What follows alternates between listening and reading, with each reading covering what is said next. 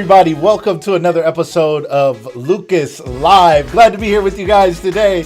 I have an exciting guest today. You guys are going to be educated, motivated, liberated today with the things we hear from our guest today. Former college and high school football champion and NFL player Kenny Peterson is going to join the show today.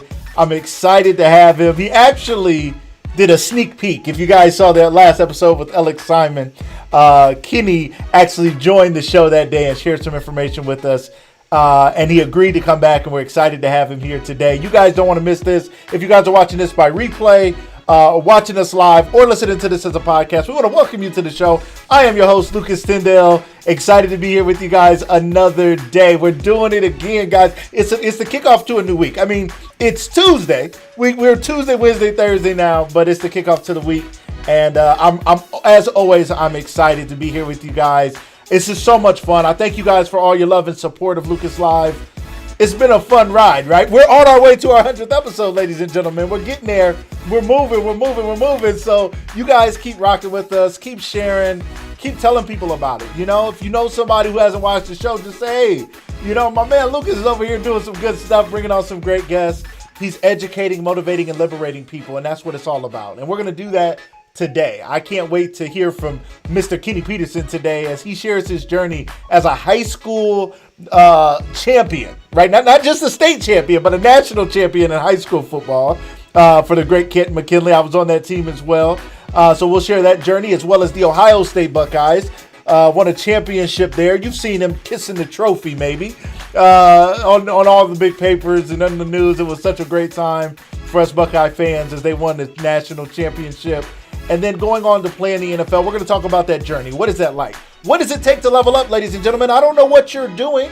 I don't know what your business is. I don't know what you're working on right now, but how do you level up? That's what we're going to talk about today, all right? We're going to talk about what does it take to go from this level to that level? What does it take to have success? You know, it's one thing to have success in high school. We all know somebody who was like really smart or really good at something in high school, and then they was okay in college, and now you're like, you know, what happened? Where are they now, right? So how do you level up? We're also going to talk about the fact that most NFL players don't necessarily make all the money we think they make. Kenny is going to share a little bit about that. But even in what they do make, how could they be wise investors? How can they do something with their money? Likewise for you. I don't want you guys to hear today's show and think, well, if I was in the NFL and I made all the money they make in the NFL, then of course I would be able to have a successful business, or of course I'd be able to do this or that. There's a lot of people who had a level of success that did not position themselves to have success for the long run. So Kenny has done that. We're going to talk to him about it. For those of you guys who are in the Canton, Ohio, Northeast Ohio area, I know you guys have been to Nothing But Cake, right? I mean, if you haven't, today's the day. If you're on a diet, it's cool. Break it today, just at least today. All right, just one time. You got to go try some of them little. They got the little ones though, right? The little ones ain't gonna kill you. You know what I'm saying? You can't have one every day. And I'm not saying go get a dozen and just throw them down, but I'm just saying you got to try it. Also in supporting businesses, local business owners. He also has a business. He's out in Denver, Colorado today. He's coming to us live from Denver, Colorado. We're going to talk about that. He played football there in Denver. We're going to talk about how he's still out there. I asked him what was his hotel like in Denver, and he said, no, I'm out here. You know what I mean? Like, he still got a spot out there. Okay, I respect that. You know, he still got some business he's doing out there, so he's still out there. I see you guys who are here. Thank you guys who have commented. I appreciate it. Welcome to the show, Sharice, Erica, Gloria, Jasha. Thank you guys. Miss Venus, thank you for being here. My wonderful wife, Miss Corinne Marie. Couldn't find you on your personal page again, but I found you here. Okay, I don't know what's going on with my personal Facebook page, ladies and gentlemen, why it's trying to stop me from going live on the personal page, but we're going to figure that out. You know, I mean, it happens. You know, it's technology. It happened last week. I thought we solved the problem, but maybe we didn't. So give me a second while I at least share it. But I know you guys are sharing it, so we should be good. I'm going to go to Lucas Live Media. If you guys have not subscribed to the Lucas Live Media page, that's where you want to go. And then you want to hit, let me show you guys. See, Lucas Live Media, right? Boom, that's me right there on my phone, right? Lucas Live Media, boom. And then I just tap the screen. Right here at the bottom, it says share. You see that? Boom, share. So I'm going to hit share. And then I'm going to hit right post. It says right post. You can't see that. The screen's too bright. Right as a post. And then we're going to post that to my page and hopefully make that happen. Boom. I think we're good. I think that'll work. Good morning, Jane. Hello. Welcome to the show. So glad to have you here. Welcome. So good to be connected to you again, Miss Jane. We worked together some time ago. And just had some great talks, didn't we, Jane? We had some great talks about life, our kids, and all kinds of fun and madness. And we kept moving and kept smiling, kept doing great things. Thank you so much for being here. Excited to have you guys, whether you're here on Facebook, YouTube, LinkedIn, or Periscope.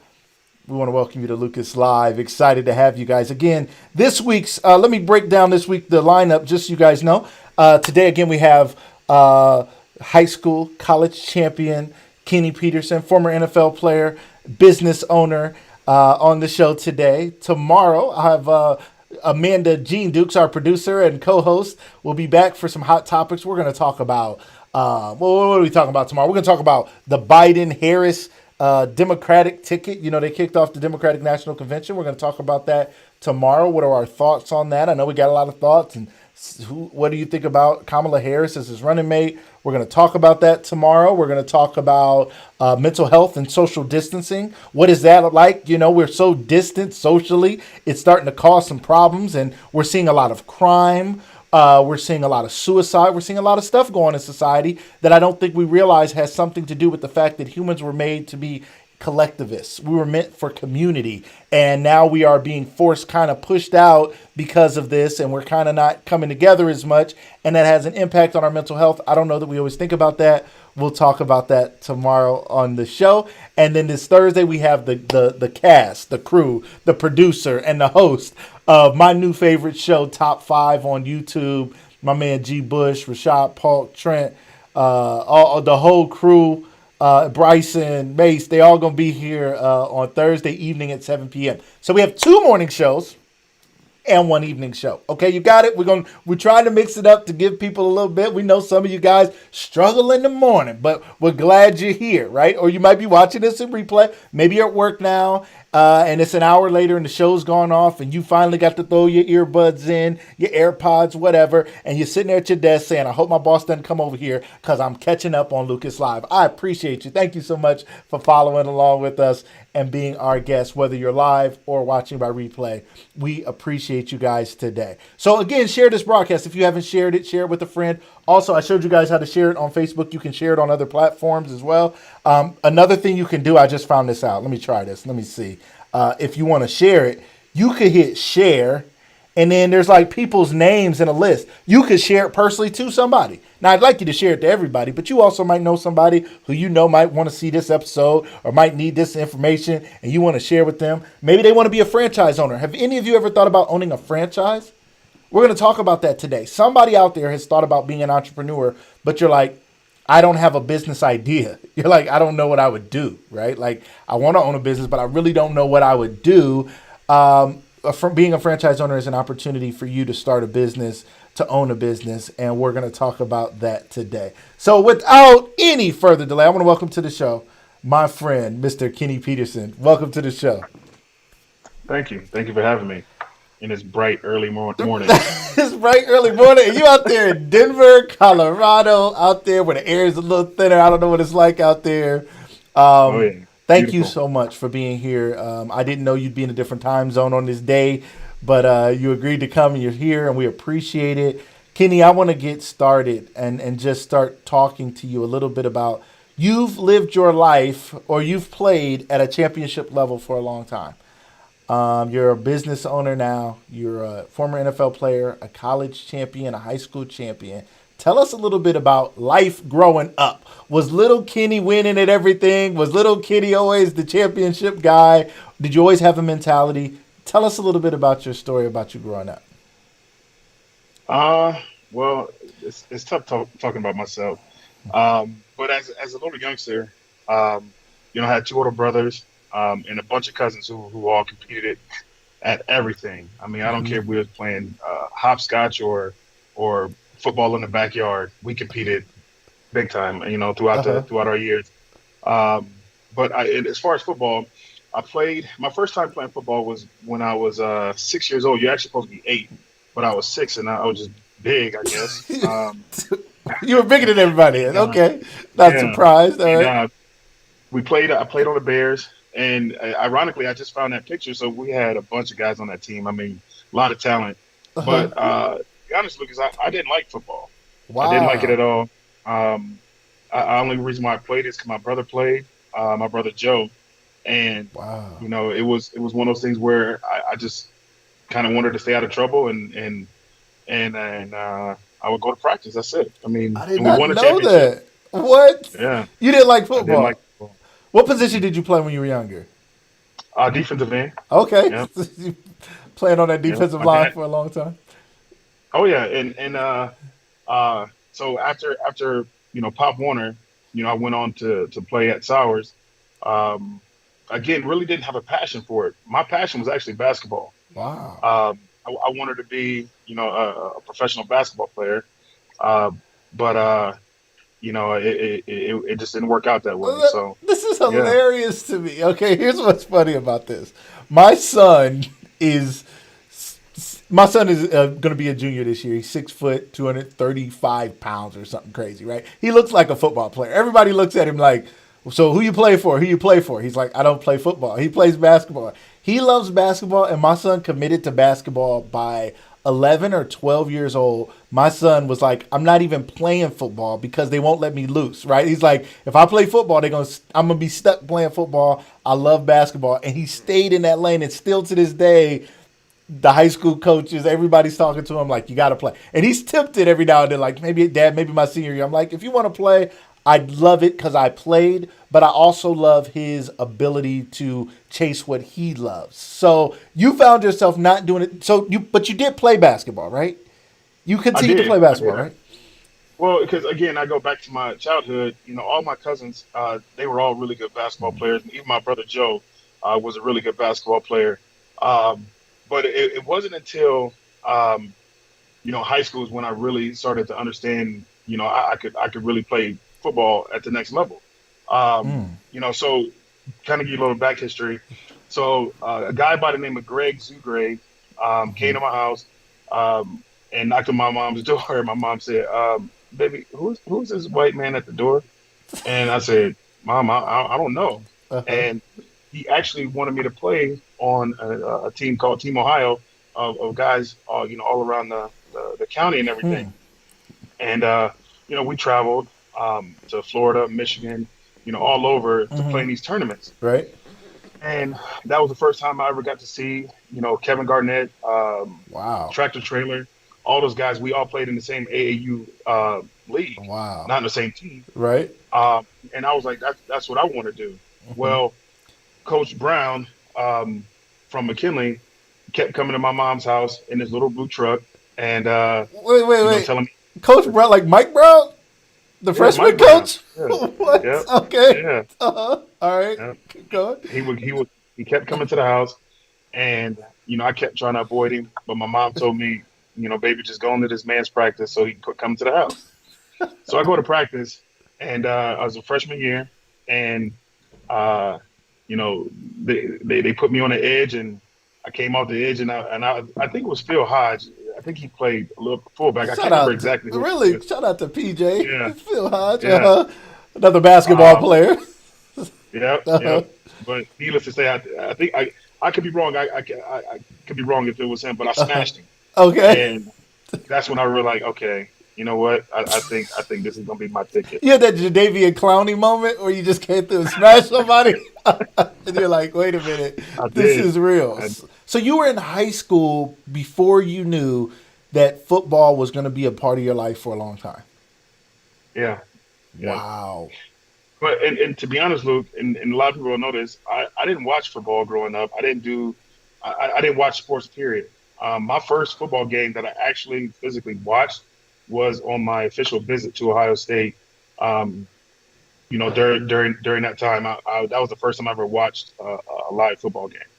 Wow. Okay, so ladies and gentlemen, first of all, thank you guys who are just tuning in. We have college champion, high school football champion, and former NFL player Kenny Peterson, also owner of Nothing But Cake here in Canton, Ohio. If you guys are in Northeast Ohio area, check it out in the Belden Village area, right across from Belden Village Mall. Amazing, delicious desserts. You got to check it out. He's also going to share with us some other business ventures he has, as well as how he started in business. So stay tuned to the non-sports fans. I don't want you guys to get lost, but this is an important part of his journey because we want to hear the evolution of somebody who's gone to a level that we often know about. We think about going to the NFL or NBA or whatever it is as being like the pinnacle of success. Even people who are doing well in other areas of business, a lot of times we see that as the pinnacle of success because we see so much money and people doing what it seems that they love to do. So we all have this desire like, man, I wish I could play a game and have fun and make money and travel the world. That would be amazing, right? So we all see that. So I want you guys to stay tuned because I want you guys to hear his story and some ups and downs and how he took what he had as far as sports success and made it a successful business career. And it's fascinating, Kenny, that you weren't that into sports. You never watched a live game. Who would have known this? Like, first of all, this is news to me. I never heard this before in my life. I assumed Kenny Peterson was always this football guy. When I met you, you were somewhere in the weight room throwing weights around that I couldn't even. You was lifting with one hand when I couldn't lift with two arms. I was like, how is he doing this? So you started to get into it. So what was it like when you started to get into the work of it? When you even in high school, was it like, man, I love this enough to work hard, or it was harder to do? You were playing football and basketball, is that right? In high school, right? Yeah. What was that like for you to balance the workload as well as be in school when this wasn't something you dreamed of? Well, when I was a freshman, I looked at guys like Frank McLeod, Adrian Brown, Kente Mitchell, guys like that. I looked at their efforts as far as in the weight room and everything else. Even my cousin Robert Frazier. I looked up to him, I and didn't know that I was your watched. cousin. Yeah, Yeah. yep. I looked up to their work ethics as far as athletics is concerned, um, and I knew I wanted to compete. Again, I go back to competing. Right. I wanted to be one of the greatest in the weight room. Honestly, Okay. um, there was a saying on the wall at McKinley, and it said in the weight room, it said, "Speed kills, strength punishes." And I knew Right. that it was something that I wanted to do. Um, I wanted to be fast, and I wanted to punish people. Wow. Um, and I think that was a tipping point for me as far as my high school career of really wanting to develop into something great. Fascinating. I mean, I remember I saw Robert Frazier hang clean like 135 pounds with one hand. Like he had the whole thing like this. And I was like, what is going on? Like I was a freshman, like I can't even grab that thing. And they doing it with one hand. And what you don't know, or maybe you realize, is that you were a few years ahead of me. The work ethic you guys had pushed us and we had to push you, right? So I talked to you before about being on the scout team. Ladies and gentlemen, if you don't know what the scout team is, even NFL teams got practice squads, right? They got people, has to pretend to be the opponent of these great teams, and you got to give them a look, and you got to go at them in practice, and you got to make them work and try. So I had a lot of headaches because Kenny would come off the ball and I had to line up against him a lot of days. I was a little bit smaller. Okay, I was a lot a bit smaller back then. I was about, I don't know, like 5'8", 200 pounds. I don't know. And you was rocking my head, punishing me. You punished me a lot of days, but it was all fun and all love. And then I took pride in seeing you have success. What do you think about being someone who pushes others, who sometimes you're not always the person, and I'm sure you had this at different levels where you weren't always the guy, but you had to be a person who helped others get better. What do you think about being that person? I don't mind taking on that role. One of the things that I saw early on is that I don't want to lead by talking, right? I want to lead by example. And so one of the things that I wanted to do, even when I remember when you guys were coming up, because the same guys who paved the way for us, and I go back to Frank McLeod and Kente and those guys, and those guys paved the way for us. And so I Right. knew that in order for McKinley to be great for when I leave, I need for people to see how hard I work. Yeah. DeMarlo and Jamar, and even when Mike came in and Rasan Hall and Benny and those guys, Man. we had a mindset of wanting to be great and wanting to work hard. Um, you know, oftentimes we would actually coach ourselves. Wow. We wouldn't coaches really wouldn't have to reprimand us because we would be hard on ourselves. Right. We would police ourselves. So it was a truly a special time and at McKinley. I believe, ladies and gentlemen, if you guys don't know, um, we were a part of the number one team in the nation, and Kenny Peterson was a leader, a captain on the number one team in the nation in 1997. Was it 97? Number one team in the nation, Yeah, USA Today, undefeated season, not an easy season, tough season, you know, very. and to go 14-0 and to win every game and through all the weather, through all the adversity, through all the expectations. You got ESPN at practices, Fox, Sky Fox helicopters flying over. I'm like, this is practice. Like, this is crazy, Mm. right? The news coverage and the media. But you guys persevered and pushed through that, and it was an exciting time. And we all got some championship rings. I want to thank you for that ring, my man. You know what I mean? Like, my scout team look, I think helped. But, ultimately, you guys really were pushing it out there on the field. And then there were back to back years of championship football. So then you go on to Ohio State. Help us understand the difference between high school football, because there's a lot of people play high school football, far less people go to play in college. And what first help us understand what was the recruiting journey like for you? What schools were looking at you? What was that like? There may be a mother or a father or a young person out there who's going through a recruiting journey and or know they may be coming up on that soon and don't know how to navigate it. What was that journey like for you? Honestly, it was pretty simple for me because I knew where I wanted to go. I got offered my scholarship my sophomore year of high school to Ohio State. Okay. We Wow. went down. Coach Tom McDaniels took us down to Ohio State to be a part of the summer camps and everything, 707. Hmm.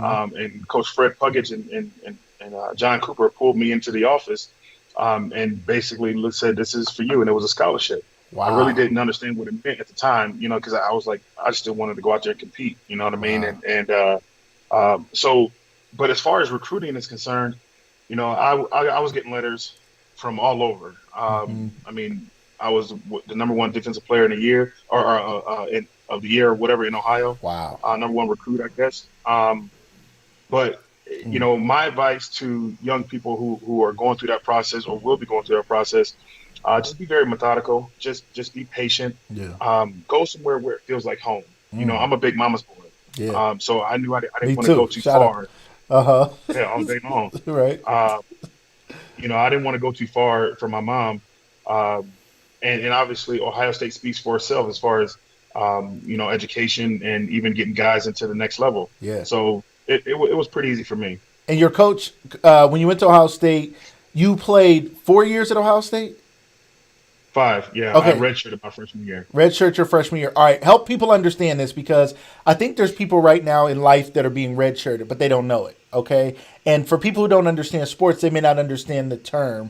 Can you break down what it means to be red shirted? You're on your way to go do something that you've been recruited to do years before. You've been preparing to do all this time. You finally get to the place where everybody's celebrating like he's off here to Ohio State. He made it, and then they do something called red shirting. What does that mean, and what was that like for you? Whew. Well, let me tell you what redshirting means. Redshirting means that you take a year off from competing. You just really just focus on your academics. But to be honest, Lucas, that was probably one of the toughest years of Mm, my young life wow. because I went from competing at a very high level, playing against Ignatius, Xavier, and teams like that, real high competition, to go into Ohio State as a freshman, Yeah. highly touted, highly recruited, um, to now. And here's a moment when I redshirted. We were playing West Virginia in West Virginia, and there was a second half, and Coach Coop looked at me and said, "All right, you ready to go?" And I was like, "Yep." And I'm strapping my helmet on and everything else. Andy Katzenmoyer comes over to me and he says to me, "I think it'd be smart for you to redshirt." And I kind of looked at Andy like, Wait, "Who wait, you wait. talking You're to?" on the sideline at a game about to hmm go in. hmm Okay. No, I was actually about to start the second half, and Wow. and so I was like, "Who you talking to?" I'm thinking like, I see you out there. I want to go out there and compete. Right. I've been I'm doing I'm this my I'm whole life. Like, what are you talking yeah, I'm about? Yeah, I'm a kid from the southwest side of Canton. You can't tell me what to do. Right? Uh, you know, but Coach Sean Sims pulled me to the side, and Coach Sean Sims, he helped me grow a lot spiritually, and as a man. He's an ordained minister, and Mm-hmm. he pulled me to the side and said that it will be the best decision of my life. Wow. And I started to cry, Wow. um, because I did not want to compete. I wanted to compete. I didn't want to sit out. Mm-hmm. And so I prayed about it, during halftime, Wow. and the Lord put it on my heart to say, you know what, is this the best decision for me? And I went to Wow. Coach Coop and I told him, and that began the toughest year because now, you know, I don't get to compete. I don't get to play in the games. I feel like everybody's going to forget about me, and Man. it was tough. It was tough. Man, I appreciate and respect that story. I think a lot of times we don't hear that side of it, you know. And even in interviews, I think a lot of times people just want to hear the glamour. And this show is education, motivation, liberation. I think a part of education is understanding that things don't always go our way. A part of motivation is how do I get up when things don't go right? And how do I make good decisions? I mean, what a wise decision that ended up working out for you, but that's tough. There's a book, TD Jakes has a book called Reposition Yourself. And one of the concepts in the book is retract to release. And it's like a rubber band. He's like, sometimes you have to pull back to shoot forward. So you have to retract to release. A lot of times we don't like that part of life. We don't like it when we're getting stretched. We don't like it when God is pulling us back. Like, I'm about to shoot you forward, but we're like, right now I feel like I'm sliding backwards in life. Things aren't going well. My relationship's not going well. My job's not going, whatever it is. And we feel like we're losing because we're losing ground, but God is using that to pull us back to shoot us forward. So fast forward, you get through the red shirt year. Ladies and gentlemen, somebody out there is being red shirted in life, and stick with it. Whatever you're in, whatever you're doing, college is taking a little longer, your business is taking a little longer, your relationship is taking a little longer, your kids is taking a little longer to get themselves together. It's maybe a red shirt year for you. 2020 has been a red shirt year for a lot of people.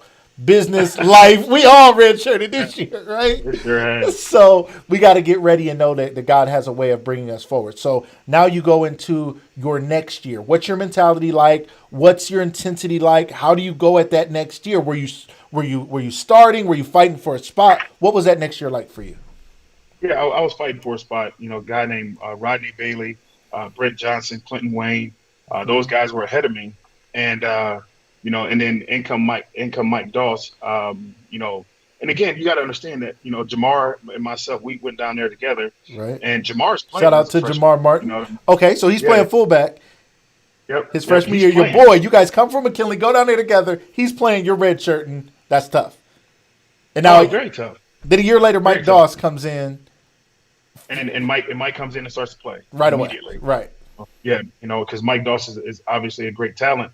And and here it is. I'm fighting for a spot, and these two guys, has solidified their starting positions. Mm-hmm. And I'm sitting here thinking like, wait a minute, am I chopped liver? Right. And this year, and I'm going to go kind of deep on this, That's bro, good. because Let's go. a lot of people don't know this, but um, that year I wanted to quit. Wow. I wanted to quit football because Wow. it wasn't going the way that I wanted it to go. Mm.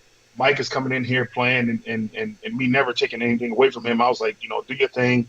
And Jamar playing, crushing people. And here I am playing sporadically every now and again. And a buddy of mine, close friend, a family friend of mine, like I consider my brother, Jeremy Stokes, I went to him and I told him, I said, I want to quit. I was actually Mm. looking for jobs back here in Canton. Wow. And yeah, because I was like, you know what? I was thinking to myself, what can I do? Okay, I wanted to quit. Um, but obviously I persevered on. And one of the things that happened to me, Luke, my redshirt freshman year, I got groomed with a guy named by name Joel. Can't remember his last name, Mm-hmm. but he played a song for me. He was a very spiritual guy Mm-hmm. and religious guy, and he played a song by Bebo Norman, "The Hammer Holds," Mm. and this song was talking about this piece of steel that was going through the transition of being just this shapeless piece of steel, Mm. and you put it in the fire and the hammer starts to hit it, and Mm. it throughout the song it's taking this transformation Wow. of from being a shapeless piece of steel to being the nail that was actually nailed through Jesus's hand. Wow. And this shapeless piece of steel didn't know its journey or what Its uh, purpose was, what it would do. purpose Yeah. exactly. Wow. And so that song resonated with me so much because I didn't know at what where my life was going to go at that point. Yeah. That was kind of a tipping point for me, and I remember being in a room and I started crying. Mm. And I'm talking about crying, and I went to Mike and I said, Mike, because Mike is obviously very religious and everything, and Mm-hmm. he would always read the Bible and all, and I said, you know what, maybe I need to get on my knees and ask God to help me and shape me like that Wow. piece of steel. Wow. And so And you're a young at that, college student at this time. yeah, yeah, Wow. yeah. Um, and so at that point, I sat back and you know many conversations with my mom and my grandma and crying on the phone and everything because I didn't know what my purpose was. Was it football? Mm. Because my redshirt year, my redshirt freshman year, I actually was a scholar athlete. I maintained over a 3.0, Wow. which was great. But I wanted to play football. I wanted to compete because my guys from my hometown are competing. Yeah. And so that it was a moment where I got on my knees and I just said, God, I surrender. I'm. It's not about me anymore. It's. I always ask God to guide my steps, guide my heart, and guide my tongue. Yeah. And at that point, Love it. my life started to change, and I got on the field a little bit more and more, and the rest is kind of what they call history. That's amazing. Kenny, I thank you so much for walking us through that journey. That's what this show is really about. It's about the journey. It's about somebody out there who's listening and watching this who thinks that everything needs to go right in order for life to be right. Or again, they feel discouraged and they feel like, well, somebody like Kenny's never been there. I mean, Kenny was like, he's a guy who's just a star athlete and he was bigger and faster and stronger than everybody naturally. And then he came out of NFL. He probably had tons and tons of money. And so he was able to jump into businesses and stuff. And if I don't have millions in my account, so I can't start a business. I can't buy a franchise. He's lucky. I'm not that lucky. Somebody out there is dealing with depression. Somebody's out there is dealing with drug addiction. Somebody's out there dealing with a lot of stuff because they don't believe that they can come through that red shirt season. They don't believe, or they quit, and they don't think they can bounce back. Somebody needs to know. Somebody quit, and I'm gonna guess at your time at Ohio State, you probably saw a lot of people quit. A lot of great A people lot. come through, right? A lot. There's, people don't understand how much talent is poured into a school like Ohio State. I mean, obviously you see the guys on Saturday, but you have no clue of how many guys actually come Wow. and never see the field that has so much talent. Wow. And my mom, she always told me as a kid, when you start something, you finish it. And Mm. she never wanted us to quit, and that's part of the reason why I stayed with it because there's this thing. I call it the power of manifestation. Mm-hmm. That I realized that I wasn't doing. I didn't realize I was doing this in high school. Right. Okay. I've always manifested the things that I want in my life. People call it prayer, whatever. You know, at night, Right. I always kind of take some time to myself and just think about the things that I want in my life. Think about the things that I'm grateful for, and what's my purpose, right? What's my why? Yeah. There's a thing that I always say. There's a saying I always say. If your why is strong enough, the how to is easy.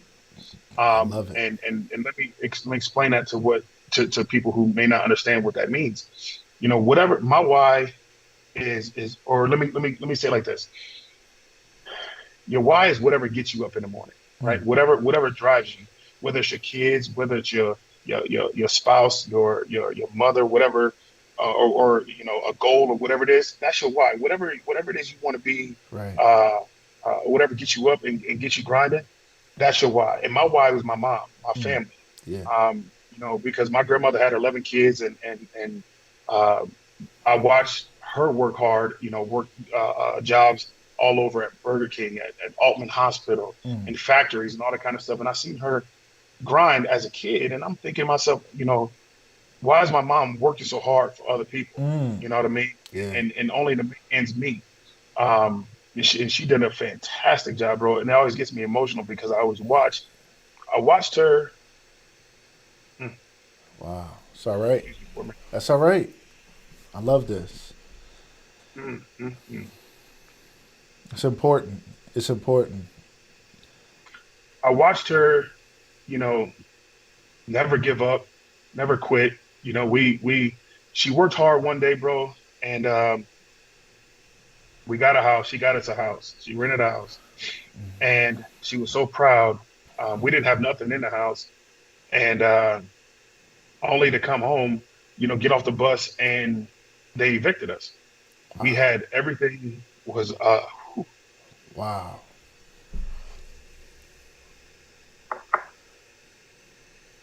It's okay. everything was on the street, and Mm-hmm.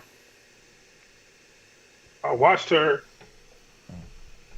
Most people would fail and retreat.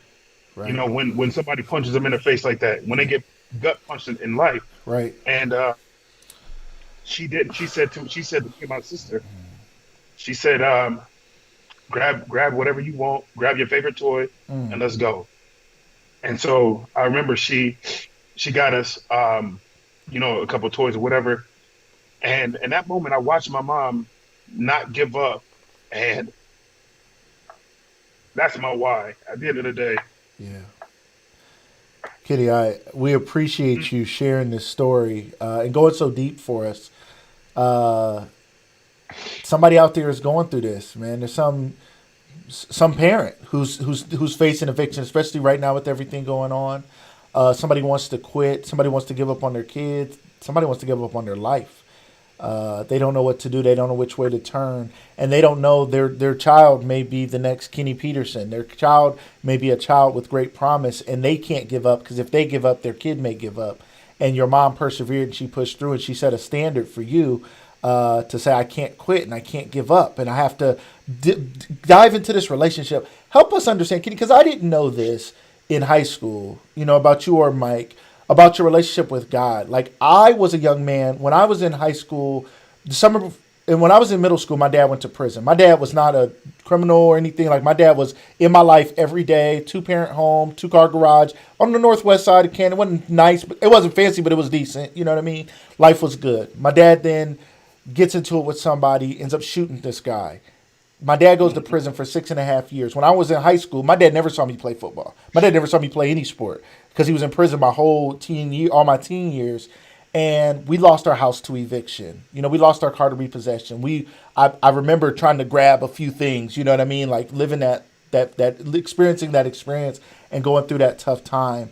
A lot of people don't realize that is such a reality for a lot of young, especially young black men. Right? We come from difficult circumstances. So for you, for me, it helped me get closer to God. I was desperate for a savior. I was desperate for a father. I was desperate for something greater than this world because it was like, this world is crazy. Even my own mother, who wants to do everything she can for me, couldn't be enough. My father couldn't be enough. So if there's a God out there somewhere, I need to know him because I need to talk to the dude that's in control because my life felt out of control.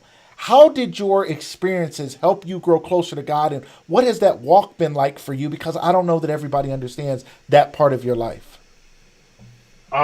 it's been a constant, a lifelong journey for me. Obviously, again, we go back to my grandmother.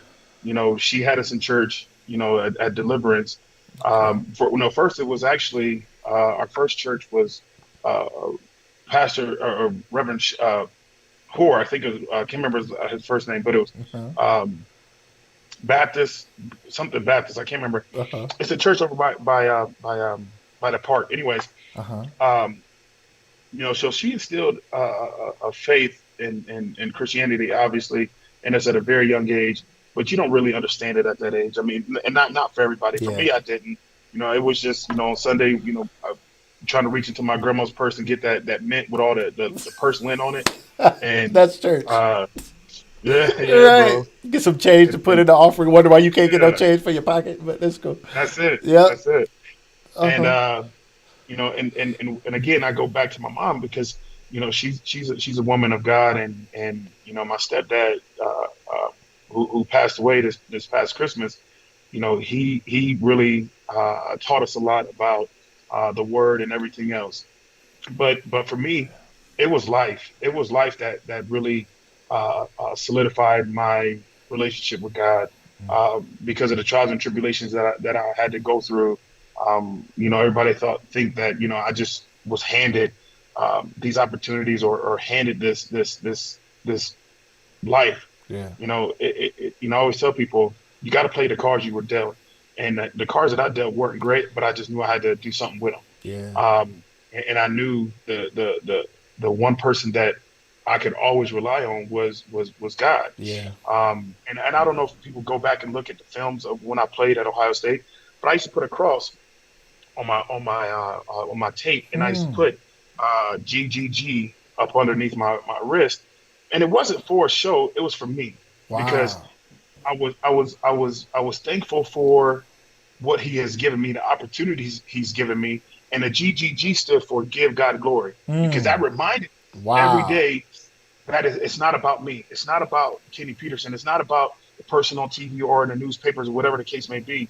I got to still, allow my life to let me be the beacon that maybe bring somebody else, get somebody through something or introduce them to my savior or whoever the case, Yeah. whoever they're, you know, um, That's awesome. that's what it was for me. Um, and that's who gets me where I'm at even today, bro. I mean, I always have my talks. He and I have my personal relationship with him. Um, I don't question him. I just sit back and I look at the silver lining. Whether a situation is good or bad, I always look at it. What can I learn from this? Yeah. How can I learn? How can I get better? That's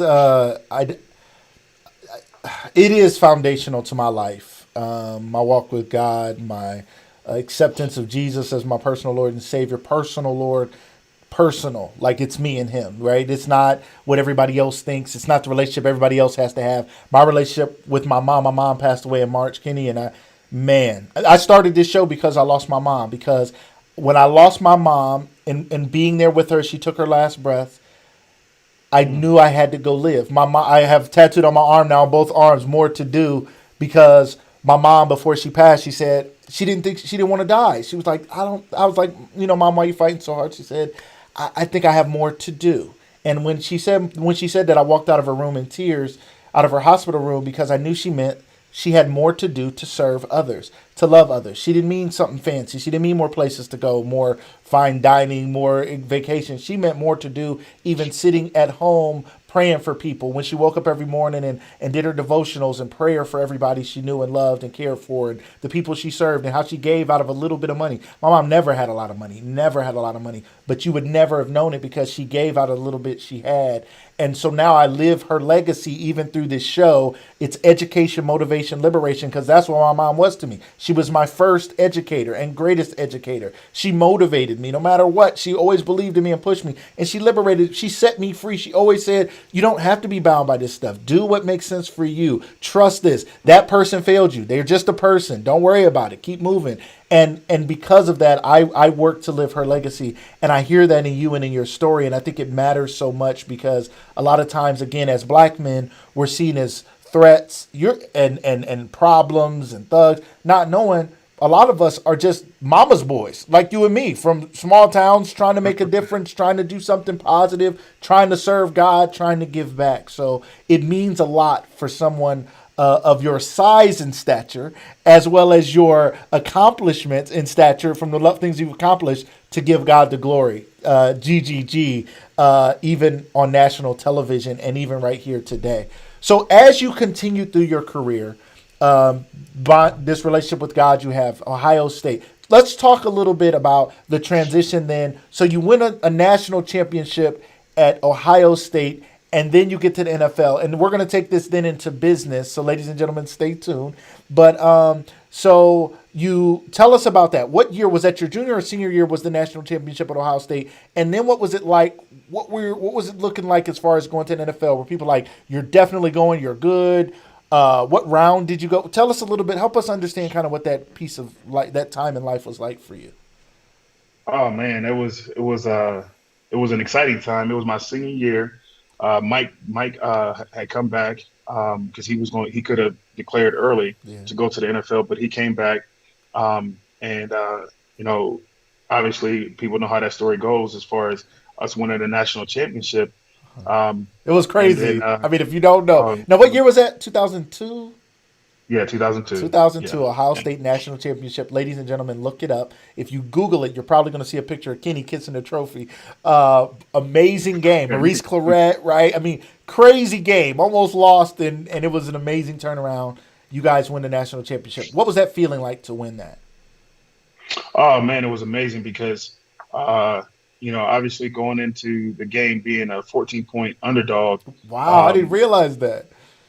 oh yeah, Wow. they didn't give us an ice cube chance, and you know where Right. to win that game. Right. Um, but we knew what we had in our locker room. We knew what we Yeah. had on our defensive line, and it was actually it was one of the most focused games that I think that we've played at that point because we were such an underdog.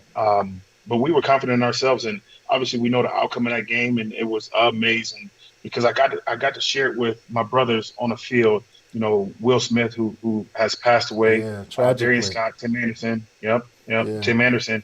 And actually, Tim, I think actually lives in Canton um, as I think he's a history teacher. Wow. So if you see this big burly white dude with a beard, well, he used to have a beard. We used to call him Hacksaw. Um, but yeah, to share it with Mike and Tyler and everybody, it was a surreal moment Yeah. because obviously when we do what we do to leave a legacy, and Absolutely. so that was fun. That was a fun game. So national championship, huge, unbelievable, huge, unbelievable game. One of the greatest college football games I've ever seen. I think many people could agree. So after that, what happens next? We don't know, Kenny. Like we see people in the NFL. What was it like for you? What was that journey like? And did you know? Were you like, I'm definitely going. I'm pretty sure I'm going. Or I don't know what's going to happen next. What was it like for you? Um, uh, Honestly, it was a blur because after the game, everything kind of speeds up Yeah. because you're no longer obviously a part of the team. Now you got agents. You got to go through this whole process of choosing an agent, um, and it's a huge interview process that you got to go through because you got to pick somebody who's going to represent you. And for me, it was I wanted somebody who had the mindset and like mindedness that I shared, Right. and somebody that I felt comfortable with. That didn't want to just see me as a number or as a paycheck. I picked a guy named Joel Siegel. When he walked in the room, God put it on my heart, and I just knew it was going. I knew it was going to be him. Wow. Um, a lot of guys came to my mom's house, and I remember one guy came to my house, and I won't say his name because a lot of people out there may know him or heard of him. But he was very arrogant. He he just rubbed us the wrong way. Right. So it was an immediate no. But anyways, after that, after you choose your agent, now it's time to train. Right now, it's time to get in your optimal shape Right. because you have to be on basically on stage during the combine and everything else. So I fly down to um, Louisiana. I stayed in Kenner, Louisiana for I think the remainder of that season. Um, Trained with Tom Shaw. Got to work out with a bunch of big name guys. And then you go to the NFL Combine. You get an invite, and I was. Oh no, I'm sorry. Let me backtrack. Um, you play in the Senior Bowl. I played in the Senior Okay. Bowl, and you got elected to play in that. Um, and so obviously I played with a bunch of guys, obviously who played, and probably some of them still play now. Right. Um, and after that, I obviously go train, and you go to the Combine. Now this is the part where I felt, you know, it was fun, but at the same time, it was like, when I describe it, you'll know the correlation that where I'm going. Mm-hmm. So you go to Indianapolis, and all 32 teams are there, and you're being poked and prod, from every team from a Right. medical standpoint because they want to know what they're buying. Right. It's health. Um, and you get on stage, you show them physically what you can do, and obviously on the field, with the 40 and the bench press and running and jumping, they want to see how athletic you are. Right. And after that process, now it's a waiting game Mm. because you've laid it all out on the field, you left it all out there, and now it's about teams flying in to actually interview you or more or less spend time with you and want to see how you are from a mental standpoint, Mm. uh, and see if they can build a rapport with you. Right. I had 6 teams fly in to Columbus to sit down with me and Wow. interview me and everything else. Um, and then it comes draft day. Um, I got elected to go to New York, but I opted out of it Okay. because I wanted to spend that special time with my family. So, we was at my mama's house, had the news people all around, the neighbors were Wow. probably looking at us. Uh, I had my family there, and Uh-huh. my grandparents were there. Um, whew, man, this gets emotional. Boy, oh boy, It's Luke, you it's try a to pull it out of me man. today. It's a special journey, man. I Uh, appreciate you sharing it with us. and um, and so that day was very special because I had people close to me there. Some family friends. Jim Harris was there. Brian Worstell was there. I think Todd Porter was there as well. Hmm. Um, and obviously, my grandparents and my aunts and uncles, my brothers and everything. Right. And so you're sitting there and you wait for your phone to ring, and you are watching the draft live. Who goes number one? Golly, I Do can't you even. I remember? knew Okay. somebody. What year? What year was that? It was 2002, Okay. 2003. Okay. I Right. can't remember who went number one. Okay. But you're Yeah, watching. So first round. Did you? What round? So you watched the whole first round? yeah, yeah. So let me. So Okay. you kind of get an idea of where you're projected, Okay. right? Got you. So I was projected 25th pick overall in the first round. Wow. Uh, yeah, and go back to my combine. You know, um, everything changed in an instant. Mm. All I had to do, I was 300. I was 305 pounds, and I ran a 4.7740. Wow. And all I had to do was just stay consistent. Wow. And I was just literally, Luke. All I had to do was run the 40 and get Sub five. sub 4.8, Okay.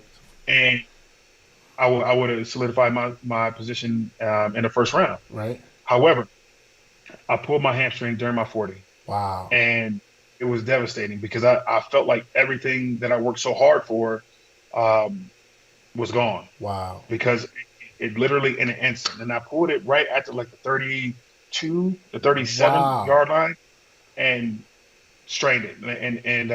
And here's what's so crazy, Luke. A lot of people don't know this.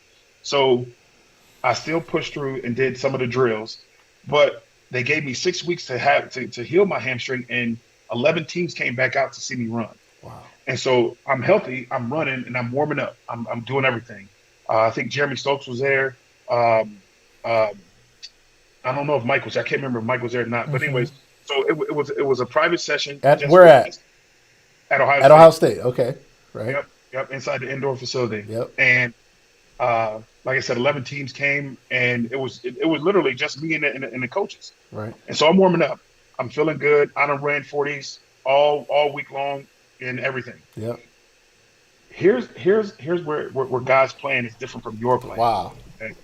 Uh huh. Because I'm sitting here running, warming up, and I said, you know what? Let me take one more strider before I run for these guys. And I'm striding, Luke, and boom, my hamstring pulls again on a stride, right? Literally, like, Wow. and I went through full speed. I was literally just wanted to stretch out even more And to all make these sure it people was. are there to watch you. Your coaches are there. Some of your players, some of your friends. These people have flown from around the country to watch you run. And before Yep, you can run, you never make boom. it to that moment. Yep. And so I instantly go into tears, Wow. and I tried to muscle it, and I remember the coach from the Indianapolis coach came over to me and he said, "You strained it again, didn't you?" Wow. And I said, shook my head, and I was like, "Yep." And I busted into tears, Yeah. and I was like, "It's over. It's not meant for me to do this." And Mm. so now, fast forward to the draft day. Okay, I'm sitting there waiting, and my agent says that I'm still projected first round, 25th pick overall. The Packers are going to take you. And I was like, okay, and again, you know, I, I don't realize who I am in a sense. You know what I mean? Yeah. I know who I am, but people say, "Oh my God, that's." You still don't I know, right? We were just talking about that this morning. yeah. Yeah. So they hear the names going around. The first round go by, and I was like, okay, the Packers took Nick Barnett with a 25th pick, and they did a lot of moving and shaking at that time, and so the second round goes by, and I'm like, and Mike, I think Mike got picked the second round, and I was super excited for him because he and I had a bet. It was just a friendly bet that who was going to go first, right? Right. Um, and so at this point, I'm at my mom's house, and I go upstairs, and I just wanted some time alone. I just wanted to be by myself, be to my thoughts and Yeah. everything. And um, I ended up falling asleep, dozing off because I was praying, and I ended up dozing off. Uh huh. And there was a chair in my room, like a recliner kind of thing. Hmm. Anyways, and I sat there, and I ended up falling asleep, and my phone rang, and it was Jethro Franklin. It was Mike Sherman from the Green Bay Packers, Mm. and um, they said, Jethro, he was a guy from the South. He says, he said, KP, and I was like, and I'm coming too, and I'm like, hello. I was like, yeah. I was like, hey, coach, how you doing? Uh huh. He said, all right. He said, all right, we're about to call your name now. He said, you ready? And I said, coach, I said, more than you know. Wow. And he says, he hands the phone to Coach Mike Sherman, and Coach congratulates me and everything. And then I come downstairs, and the first person I see was my grandfather, and Mm. I embraced him Mm. because I wanted him to he's the reason why I do what I do. You know what I mean? Wow. He was who paved the way for all of us. Anyways, Yeah. I embraced my grandfather, and that's when they go on and they see my name and they say my name going across the TV screen. I went third round, 79th pick overall, and brother, it was just, oh my gosh, it was Wow. so interesting to realize that you know something you worked so hard for Yeah. has come to fruition, and this was all in God's plan. Yeah. And oh my God, bro, my uncle James Peterson, who I'm named after, Hmm. um, he embraced me, and it was just a surreal moment to know that somebody from Canton, Ohio, from where I come from, Yeah. made it. You know what I mean? It was just I can't even put it in words, bro. It It's was just incredible. unbelievable. It's incredible. And it's an incredible story for all of us. And ladies and gentlemen, Kenny, do you have a little more time? We're almost at Oh, 9 o'clock. You okay? All right. Ladies and gentlemen, I don't know if you're supposed to be clocking in for work or something, but like, why? You know what I mean? Like, don't like liberation, be set free. No, I don't want anybody losing their job, but if you can stay with us, please stay with us. We're going to go a little longer. This is an important story. Kenny, you're opening up, sharing so many important things. We haven't even really got to the current business things, and we'll talk about that here in just a minute. But to understand that journey, I don't think a lot of us understand that. Again, we take for granted people who we see who get to a level of success. We don't understand what they go through. We don't know anything about. I've never heard the story of you pulling your hamstring, and some may have heard it, but I didn't know. All I knew is you were a monster in high school. You went on to Ohio State, and every time I saw you on TV or whatever, you have this big smile on your face. It's like Kenny's always happy. Like life is good for Kenny. He's got this big smile, and he's always encouraging, and he's good. And Ohio State. Then I see you in the NFL. I'm like, he's doing his thing, man, and it's amazing. I think you moved into D tackle. Is that right?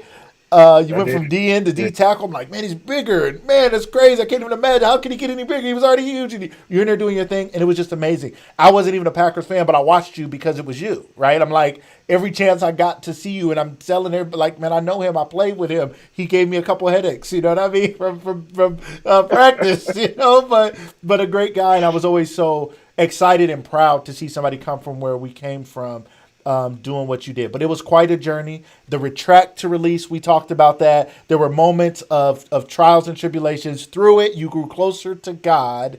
And now you go into an NFL. Just help us understand a little bit. What is that life like? Now you're somebody who doesn't want to be too far from your family. Now you're off to Wisconsin somewhere, I'm sure, and that happens pretty fast, I guess. And then oh what? gosh. Then what does life help us understand a little bit of your NFL journey? What was that like? So once you're drafted, you literally have 24 hours to get to wherever Wow. your respective team. But the Packers actually gave me I think it was 2 days, 2 or 3 days. Anyways, so Nick Barnett and I, he was the first pick. I was the second pick. We flew to Green Bay and obviously had our press conference and all that kind of stuff. But um, it all starts then. You literally got to get your affairs in order to get ready to move because it's time to go across the country, right? Wow. Um, it was tough leaving my mom, obviously, but I knew that my main goal was to take care of her and make sure she doesn't have to work another day in her life. Mm. And God has afforded me that opportunity Yeah. when I was drafted because my stepdad he was the one, and this is where you know again I go back to God's plan because my main focus, even as a young kid, bro. Let me tell you a quick story. Let me go back, and this Uh-huh. is something I should have shared earlier. Um, so when my mom was working, those jobs as far as Burger King and working at the hospital and everything else, um, I would go out and try to help her with the bills. Mm-hmm. And I'm talking about go out and shovel snow, rake leaves, whatever. And I remember there was a time when I was actually sick. I had diarrhea and everything else, and I can't believe I'm about to share this Uh-huh. story. Go ahead. Uh, um, she went to um, she went to work, and it was cold outside, and we lived right next door to my grandma, Mm-hmm. and we didn't have any snow shovels. We actually had like dirt shovels, right? And so I took that shovel and I would go shovel people's driveways and sidewalks for $5. Wow. And my sister and I, we bundled me up. We couldn't afford gloves, so I had socks over my hands, Man. and I was all bundled up. In my mind, I felt like I looked like that kid off of the Christmas Story. Right. When he was walking Right, around. right, You know, yeah, yeah, right. With yeah. the That's what snowsuit on, right? yeah, yeah. Um, Right. and I can't really. I mean, I was probably what 10, 11 years old, something like that. Maybe a little bit younger. Anyways, Uh-huh. I went out and I shoveled snow, and I came back with $65. Wow. Um, and I was going all day. And now you remember when I told you I had diarrhea, right? Uh-huh. And my stomach, yeah. So I had an accident, but I didn't give up. I didn't You stop kept because going. I wanted to yeah, I wanted to make sure my mom was taken care of. Right. So I fast forward to understand, the relationship that I have with my mom and why she's my why. Um, and I looked at her and I told her, and this is, bro, I can't make this up, and I Mm. promise you this. I told my mom when I was like 4 years old. This and I wish she can confirm this 100%. I told her one day she was sitting on the edge of the bed and she was crying, and because obviously whatever she was going through, with the bills or whatever, she was crying, and she would always vent to me. And I didn't understand a word she was saying, but I was there to listen. Yeah. Um, and I remember holding her head, and I told her, I said, "Mom, one day you don't have to work no more because I'm going to play NFL football." And Wow. this is when I was 3 years old, bro, 3 or 4 years old. Wow. Obviously, God had it. God's plan was already my path. My path was already paved Right. for me. Um, Wow. and obviously, when I got drafted and I got to the NFL, that's when I realized, I was like, you know what, Mm. Mom, hang it up. I don't. You will never work another day. Wow. Uh, as long as God put air in my lungs, I'll take care of you. That's And amazing. and that's where I'm at to this day. And so anyway, so back to the being drafted and getting to the NFL. Um, that's when the rubber meets the road, bro. Because Yeah. now you thought you were amongst the greatest at Ohio State. Right. No, you were Now amongst the greatest the best in of the what? best of the best Yeah, now here. Even the yeah. guys that we never see, right? There's some guys out Oh, there that were monsters that we've never heard their name. oh my gosh, bro! I remember going to practice with the vets the first time, and I played. It was Brett Favre. So let me tell you my quick Brett Favre story. Uh-huh. So I'm in the locker room. It's during OTAs. Obviously we don't have any gear on, anything like this. It's more just from the shoulders up, mental work. Uh-huh.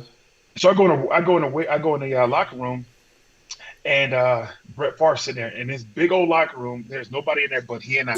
Okay, and I'm sitting here and I'm thinking to myself, now he's 5 lockers away from me, Uh-huh. and oh my God, that's Brett Favre, right? And so Now, Luke, I have nothing in my locker. I just told you this, right? Right. I'm looking in my locker like there's something in there. And he says, "Hey, Rook." And so I ignore him because I'm like, that's Brett Favre. He don't know who I am. Right. He's not talking to me. Right. And so I sit down, and I'm trying to make myself look bigger. I'm thinking like, this dude is Brett Favre. Right. And he says, "Hey, Rook." And I looked at him. I'm like, who you talking to? You talking to me? And he looked around. He was like, "Who the hell else you think I'm talking to?" Nobody else in here. So yeah. Right. And so I go over there, and I said, how you doing, Mr. Favre? And he looked at me and he said, "If you ever call me that again, I will kick your nuts through your eyes." I said, "Oh, okay, Oh, okay, okay, bro." Brett. Right. Sorry, Yeah, Brett. uh, yeah, exactly. Right. And so we go to practice, and look, I'm playing against Marco Rivera, Mike Walls. These guys are just enormous, strong individuals that just unbelievable, right? Right. And so uh, I would leave practice black and blue because bro, I was getting beat up. I was getting beat up. Really, Oh my God. I man. mean, And you weren't small, right? You're oh, so no. how tall are you? How big were you at your rookie year in the NFL? So I'm 6'4", Uh-huh. and I was 305. Wow. Okay. Right. And oh my gosh, it was. But again, the game is so much faster. Okay. The difference between high school and college is the speed. Okay. Uh-oh, we lost him there. Maybe we'll get it. Oh, there he is. Hold on, ladies and gentlemen. He's right there. There we go. High school to college, Uh, the difference is the speed of the game. Correct. Okay. And obviously the same thing goes for um, going College to from the college. pros, right? Hold on. Yeah, Uh-huh. yeah. People Oh, trying you to got me. call him, You right? hear me? Yep, yep, you're here. Yep. Everybody trying to call me I now. know they're like, hey, you Anyway, on the show. Let's go. Let's talk. so and obviously the game is so much faster. So I'm trying to adjust and everything else, but I'm getting my butt wore out every day. Yeah. And the the person who helped me out the most, obviously Gilbert Brown, Kabir Huge. Bajabamila, Aaron Cameron, these guys who are Hall of Fame guys, right? Right. I'm sitting here trying to get in where I fit in. And it was one of my good buddies, Clevius Hunt. He was like, Rook, he said, "Listen, just go out there and give me your all. That's all I asked from." And so I went out there and I looked at Brett, and he could see the struggle in my eyes. I was struggling, bro. Uh-huh. And this is during training camp. Now, let me paint this picture for you. Uh-huh. We go into training camp with 21 D linemen. Okay. Wow. By the second week, we only had seven healthy D linemen. Okay. Now I'm sitting here thinking about, and I'm going first team, I'm going second team, and I'm going scout team. Wow. And so I'm putting in all that work because I want to get better, right? Right. And so I come off the field, and Brett looks at me and he says to me, he says, "Hey, I want you to know that you're doing great. You're doing great. Just stay with it." Man. And it was a compliment to come from him, right? Right? And the next day at practice, we had a drill called 907. It was a drill that basically all run plays, Uh-huh. and that was the hardest for me because I wanted to be a pass rusher, but I needed to learn my blocking schemes. Anyways, And so at that Brett, time you had come to the interior line, right? You went when you yes, they brought you in as a D tackle. And yes, your whole life you had been playing D end, which people don't know. uh, That's a whole different monster. Being on the end, rushing off the end, and now being squeezed down with all these big guys banging on you all day. bro, listen, I had bruises Right, because inside in the interior line, things happen so much faster. right, And obviously the guy, so you play in close quarters. right. Anyway, so I get to the line, and Brett is like kind of pointing his head and looking in a certain direction, and I'm like, what is he doing? He was actually telling me where the ball goes Wow, because he wanted me to learn my blocking schemes because if the ball goes away, then I can adjust. And so he actually taught me how to read the blocks a lot faster. wow. Um, yeah, so shout out to Brett because he was the one who kind of helped me That's become a amazing. student of the game, and that's the thing. And I tell you all that to tell you We're this. talking about Brett Favre, ladies and gentlemen. Just to be clear, one of the most amazing quarterbacks, arguably one, maybe the best, one of the best ever in history. So many records in the record books. Brett Favre, Green Bay Packers, Brett Favre, the Brett Favre. Go ahead. So he's helping you as a rookie in the NFL learn your schemes. He's on offense. He's against you, but he has enough heart and enough sense to see something in you to where he wants to show you how to be better at what you're doing. Okay, I just to catch people up if they missed that. All right, so Absolutely. from there. And so time goes on and everything, and I'm starting to learn more and more about the my position, right? And one guy who I really wanted to sit down and talk to was Marco Rivera, because obviously he's a Hall of Famer and everything. And I said, Marco, what am I doing wrong? Right. And so he started to show me some different techniques. And then one day we were in the film room, and a guy named Aaron Campman pulled me to the side and he said, "Dude, you have so much talent, but you got to understand how to control it, right?" And at first I kind of took offense to it. I'm like, "Bro, shut up!" Like, What does that mean? yeah, like, yeah. I'm out here getting killed. I'm trying. I'm working hard, right? But here's the thing, Luke. I actually that speech actually went deeper than just the game of football. You see a lot of guys out here with talent, Yeah. right? And but they don't know what to do with it, Mm-hmm. right? At that point, I became a student of the game. I started to actually understand, how do I use my talents to excel in this game, and how do I use my Right. talents to excel in life? And so he taught me how to break down film a lot better, as far as understanding my opponent, understanding the obstacles that I may face. Right. And so I applied those same things to life. And Wow. so when I would sit back and I said, when I became a student of the game actually slowed down. Mm, It slowed down to the point where I can actually see and anticipate things that were coming, or is coming, or was going to happen. man. And so that same principle is something that I apply to my life to this day. Whew. There's two games that I always equate life to, right? You're either a checkers player or a chess player, All right. right? Checkers is a game of reaction. You move, I move. You move, I move, right? And the game of chess is you move. Now let me think 2, 3 steps ahead on how I can counter that, or what's the outcome.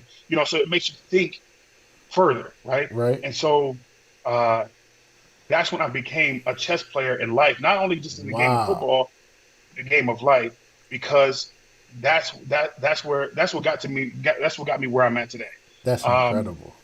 and it was a talk with Aaron Campman, and obviously he was a brother in Christ as well. So I really took to heart what he was telling me.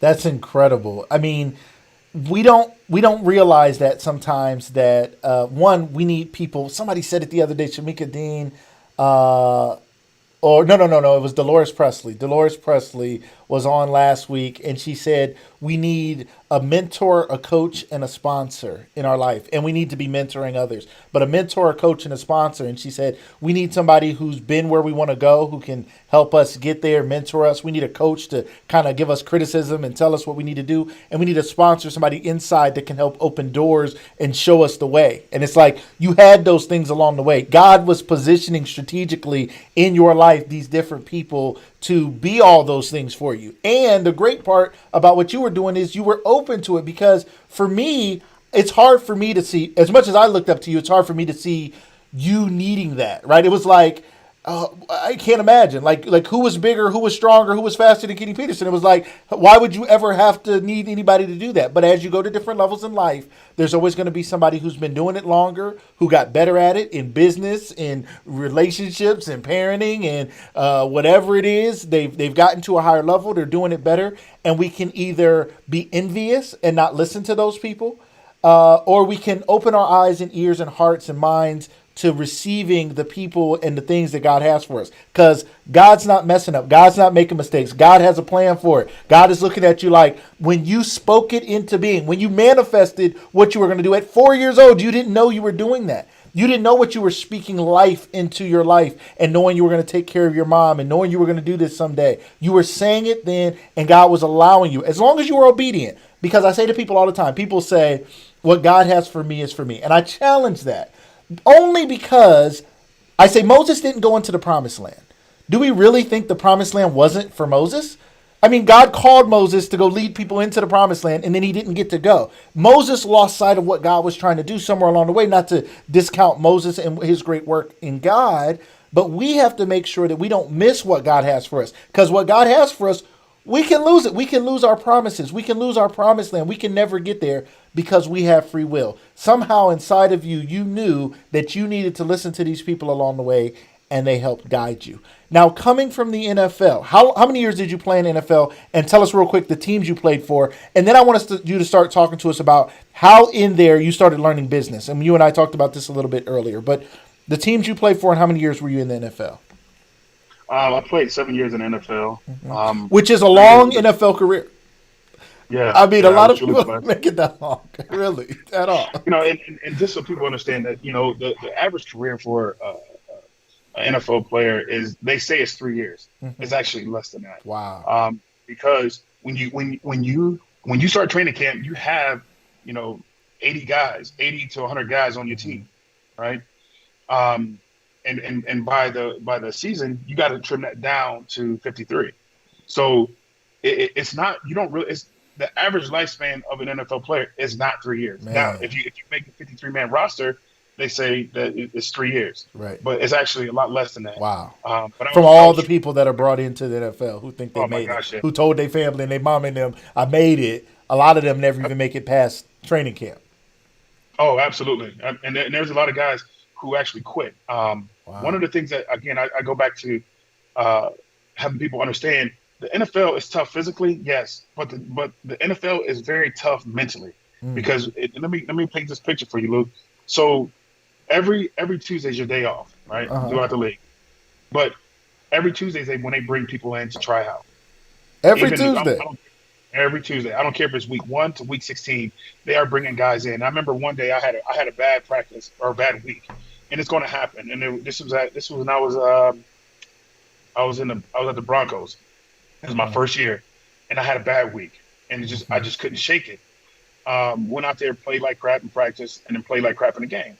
Well, that Tuesday I was over at the facility, looking at film and everything, getting ready for the next week, and here comes 14 D linemen. And I'm like, oh my God. I'm thinking to myself, they looking to replace me. Right. Because a lot of people don't understand is that your job is not, listen, there's no guaranteed contracts. If you sign a 5-year, 3-year, doesn't matter your contract. In the NFL. This ain't all sports, but in NFL. Yeah, you're not guaranteed. I mean, quick story about it, but my buddy Fuller, Curtis Fuller, he came in. This is when I was at the Broncos. Moved. They brought him in. They gave him a 5-year contract. He moved his family and everything. And season starts, and he's having a very, very bad, first few games. Right. And they cut him. They cut him the next week. Wow. And so he had to move his kids, get them out of school, all that kind of stuff. I mean, listen, the NFL, they don't care. I mean, and again, I'm very blessed to be able to play for that amazing organization. But listen, it's a business. Yeah. And it's a tough one. So, it's not like, I mean, on our jobs, we'd have a fit if they lined up 17 more people to replace us right in our face, and we knew they might do that. And most of us don't sign contracts for our jobs. Especially in Ohio, it's at-will employment. We would be appalled. We'd be ready to sue. You're in the NFL. Yeah. You signed a contract for X amount of dollars. Everybody thinks, oh, he signed a contract for all these millions or whatever it is for any player. He's going to make all that money for sure. They owe that to him for sure. Not in the NFL. Oh, no. It's like that's like a maybe. Like, yeah, that's crazy. Yeah. Maybe you'll get paid. Right. But here's the thing. And I've seen a lot of guys quit, like literally quit, because the NFL is tough mentally. Right. Because physically you go out there and you can go out there and choke somebody out, right, and have a good day. Right. But the mental aspect of it is the challenge, because you're not guaranteed anything, right?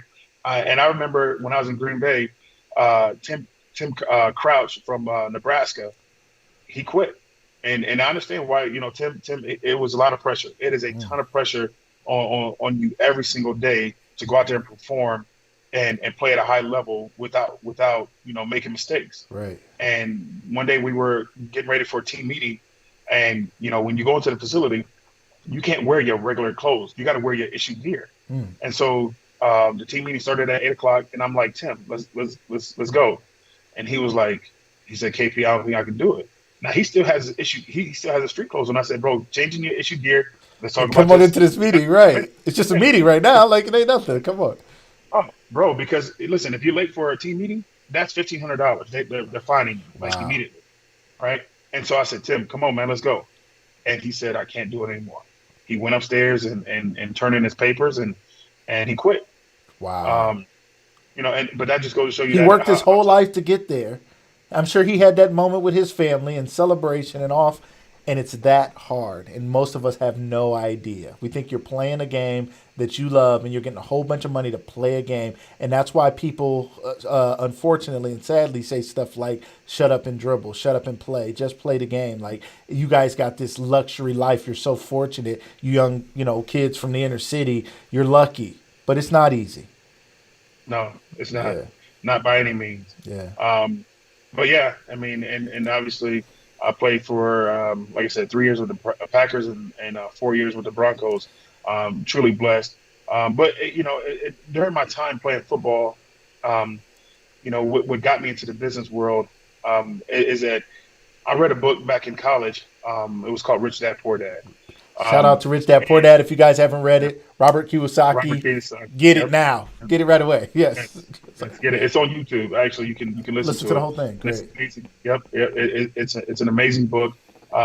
Obviously, not going into the story, but it talks about two different dads and two different paths of life or whatever. But Mm-hmm. anyways, um, but I understood that concept, and watching my mom work for other people and bust her butt.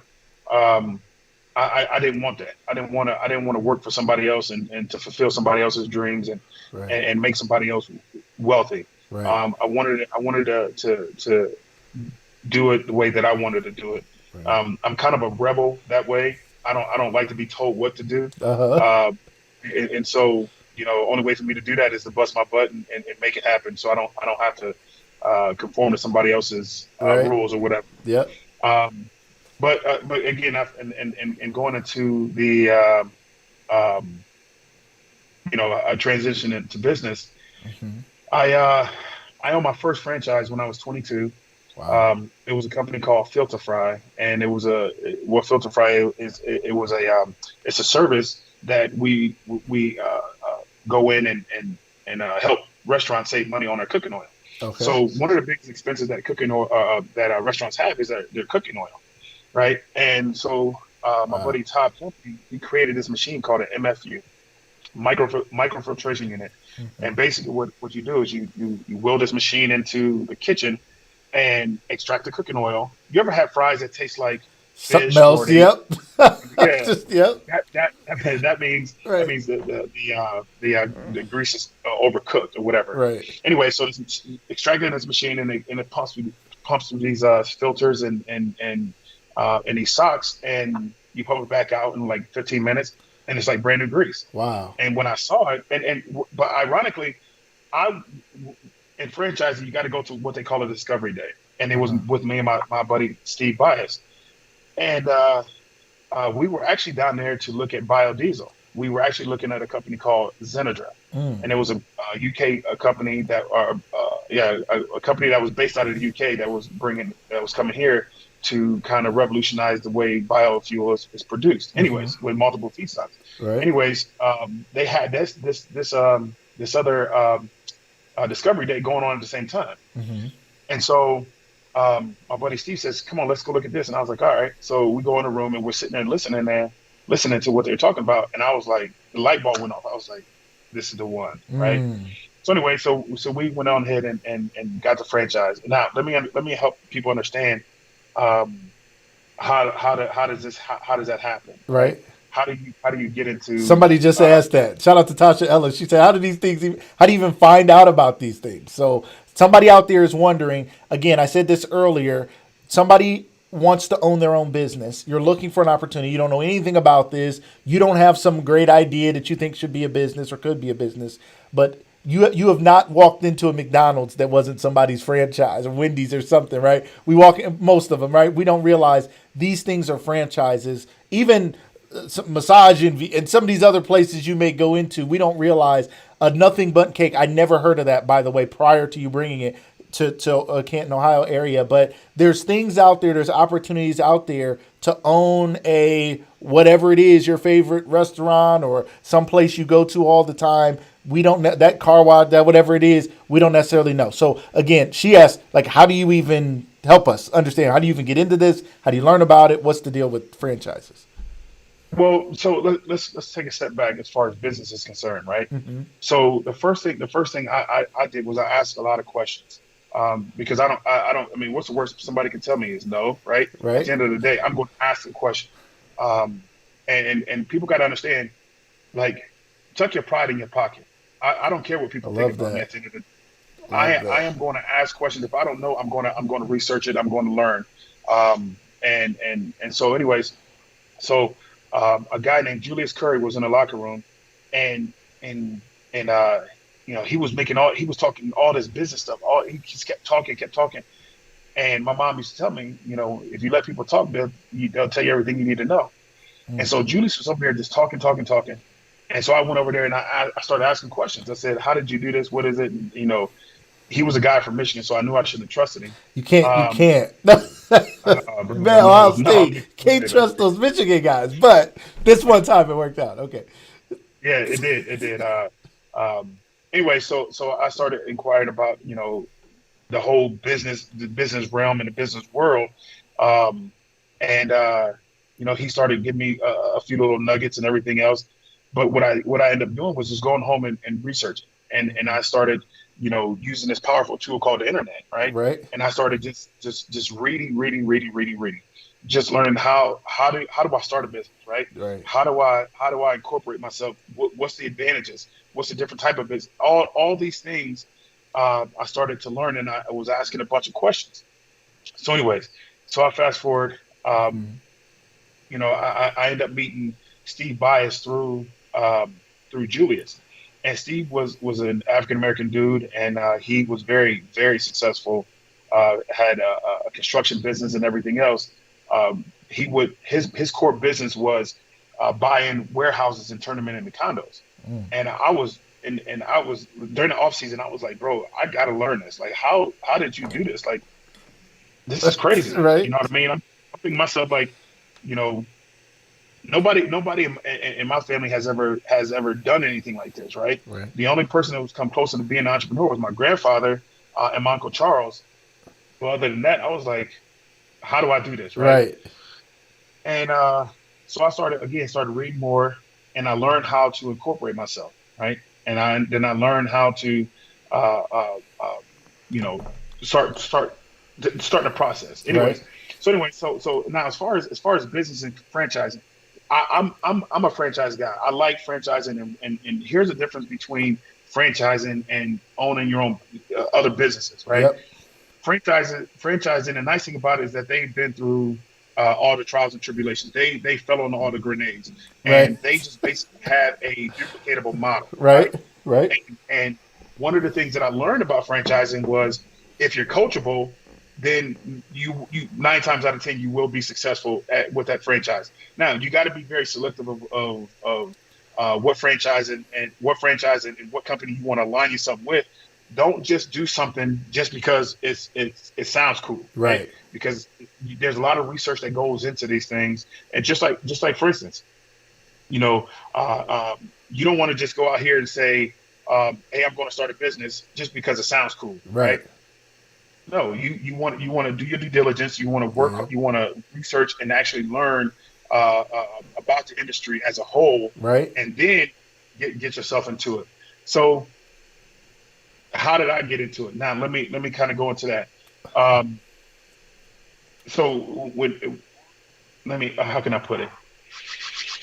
Uh, I gotta. I Well, want to. I want to go we deeper, want but to I know, gotta. right? We want to know because we trying to figure out how we could do something like this. So you, so what? Your first one was the grease deal. Now, did you get out of that?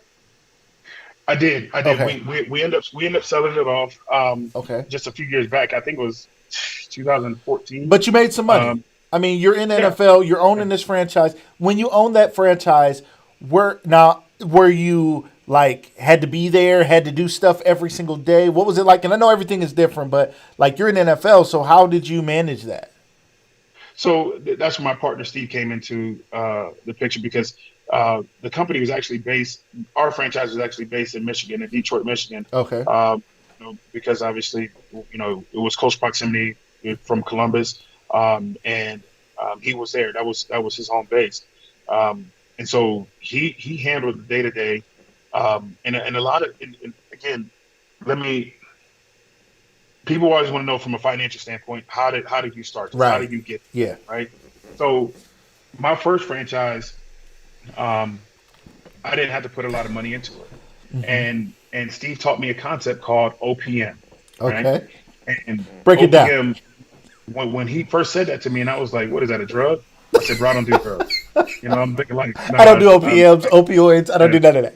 yeah, yeah, right." And I'm like, "That's not me." Anyways, he said, "No, bro." He said, "It's other people's money," and I'm like, OPM, "Hmm, other people's money. All right. Tell us okay." about it.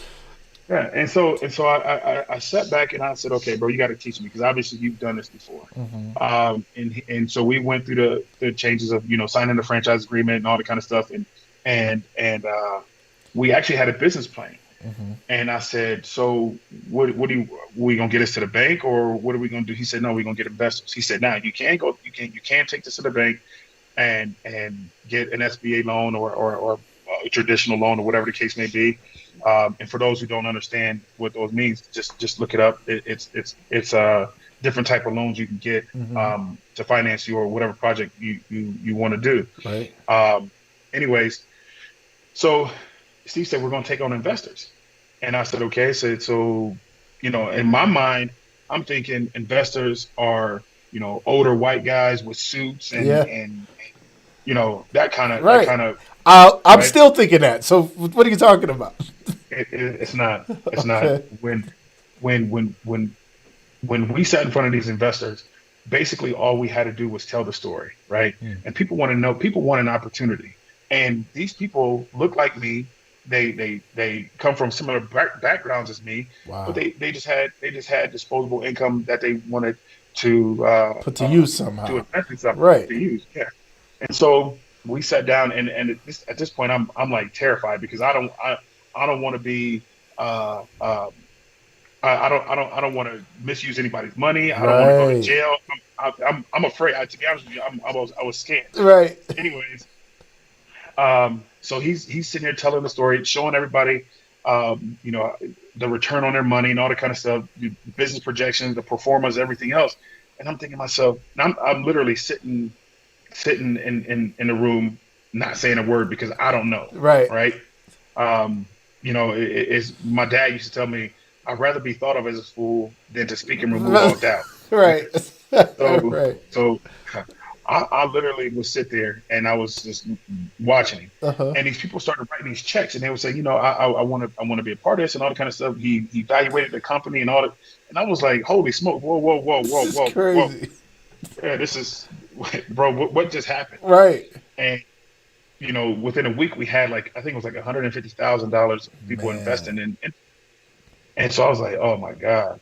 I was like, this is crazy. And I was like, is this easy? Right. He said essentially it is, but you got to be able to tell the story and you got to we put the money in escrow and all that kind of stuff Yeah. and so anyways, Amazing. So that's so how you got your first franchise. yes, yes, Okay. So yes. investors, Now, OPM, other people's money. Go ahead. yes. So fast forward, um, during my time playing football, I invested in a beauty supply shop. Okay, Okay. um, and how I came across it, I had a buddy named Leland who passed away, and he owned a barber shop, and it was this beauty supply store that he traditionally would go to. Um, that he and I were driving around, or whatever. He's like, "Man, let me just stop in here real quick." And so we go in there, and Asian guy was talking, and I overheard this conversation about him closing the shop, and I just I'm a curious person. I just kind of asked him why, and was being nosy pretty much. Mm-hmm. And the guy ended up saying that his father lives in Korea. He's passing away. He wants to leave or whatever, right? And I said, well, let me come back and sit down and talk to you about maybe taking this off your hands. And so Mm-hmm. at that point, I went home, did my due diligence, understood the beauty market, from a financial standpoint. Mm-hmm. It's $1 billion industry, and I'm like, Wow. and so we sat down and um, talked numbers and everything, purchased it from him, renovated Wow. it because the reason why, and I did this for out of This my is in pocket. Columbus. This No, was in this is Columbus. it. Oh, this was in Denver. This, Okay. yeah. And so, um, yeah, and ran that for I think 5 years, Wow.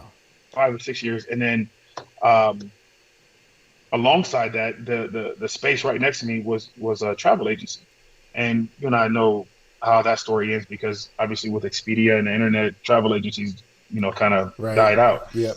Anyways, I inquired about that space and I put up a beauty supply or beauty salon. I Wow. called it Heron. It was a beautiful business, and obviously with these things, look, I can't do hair. I can't even Yeah. do my own. That's my daughter's. She's a cosmetologist and a nail tech. Okay. Um, and she's an entrepreneur as well. But That's anyways, awesome. now I talked about that later. But anyways, Uh-huh. I owned those for about 4 or 5 years, um, and closed those down. Mm-hmm. Um, and then I got into the medical device industry. And that's there in Um, Denver as well. Now, ladies and gentlemen, if you guys don't know, Kenny Peterson from Canton, Ohio, Ohio State Buckeye, Columbus, Ohio.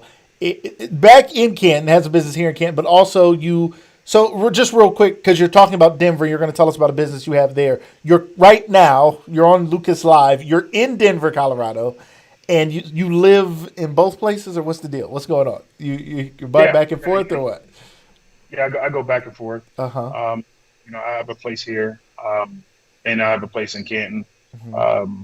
It's just more conducive, obviously, to Yeah. instead of staying in a hotel when I come back to Right. That's Canton. going to cost you either way. Right.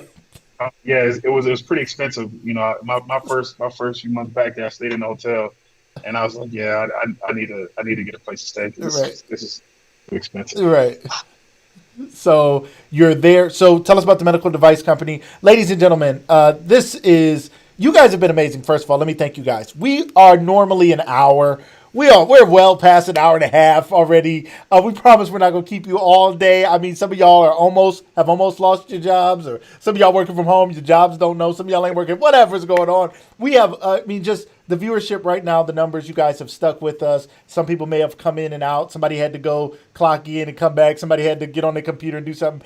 We don't want you losing your jobs, but maybe you have a desire to be an entrepreneur, to start your own business, or to possibly own a franchise. In this moment right now that you're taking, and maybe again you're watching this by replay. Maybe this is days from now, months from now, years from now that you're watching this. But you need this information. You spend hours and hours and hours of your life in college, in classrooms, reading, watching stuff. And right now, this is a free education. This show is Lucas Live. I'm your host, Lucas Tyndale. This show is about education, motivation, liberation. If it's your first time watching, we thank you guys for being here. I appreciate you guys. Check us out. We're 3 days a week, Tuesday, Wednesday, Thursday. We'll be back on tomorrow morning at 8 a.m. Eastern, and then Thursday night at 7 p.m. Eastern. For more great conversations like this with more great guests and more great stuff. Kenny, somebody said earlier this is the greatest episode they've seen of Lucas Live yet. Somebody said that Wow. earlier. So, and I have to agree that this has been such an important moment from the emotion of your story to the education you're giving us. And now you're setting us free to help us understand there's opportunities for us. So, ladies and gentlemen, we promise we're not going to keep you guys too much longer. We're not missing out on this info. My wife said we're not missing out on this info. She's like, we in for this today. So help us understand. Okay, so now the medical device business. I mean, Yeah. how did you get into that? Help us understand. And then you got to get us to Canton. You got to get us to this nothing but cake because somebody out there is ready to go grab one right now.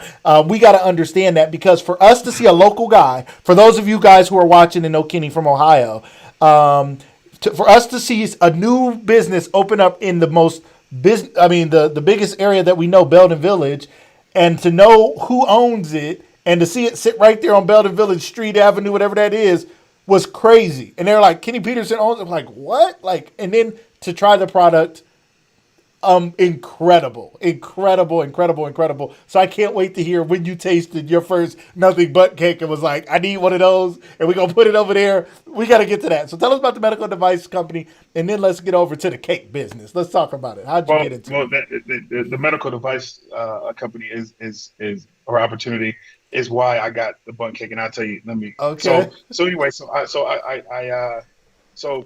after I closed my salon and my store, I sat back and I wanted to really be methodical about what's the next steps of my life. Mm-hmm. And so again, me and Mike Dawson, we obviously are really, really close. And I called him and I said, Mike, what do you do? What do you do for a living? And he said, man, I'm in medical devices. And so I inquired about that, and he started dropping some nuggets on me and really educate me. And so I was like, okay.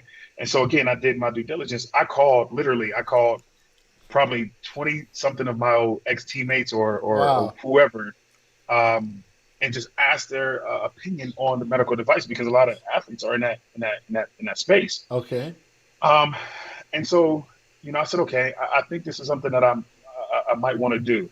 And so what I did is non-traditional. I actually went on LinkedIn and looked at somebody in my area who was in that space, and I messaged Shout them. out to LinkedIn, ladies And and gentlemen. Sorry, yeah, I've been teaching yeah, LinkedIn training. If you're looking for LinkedIn training, I got an on demand, ready to watch video LinkedIn 101, $30 anytime, ladies and gentlemen.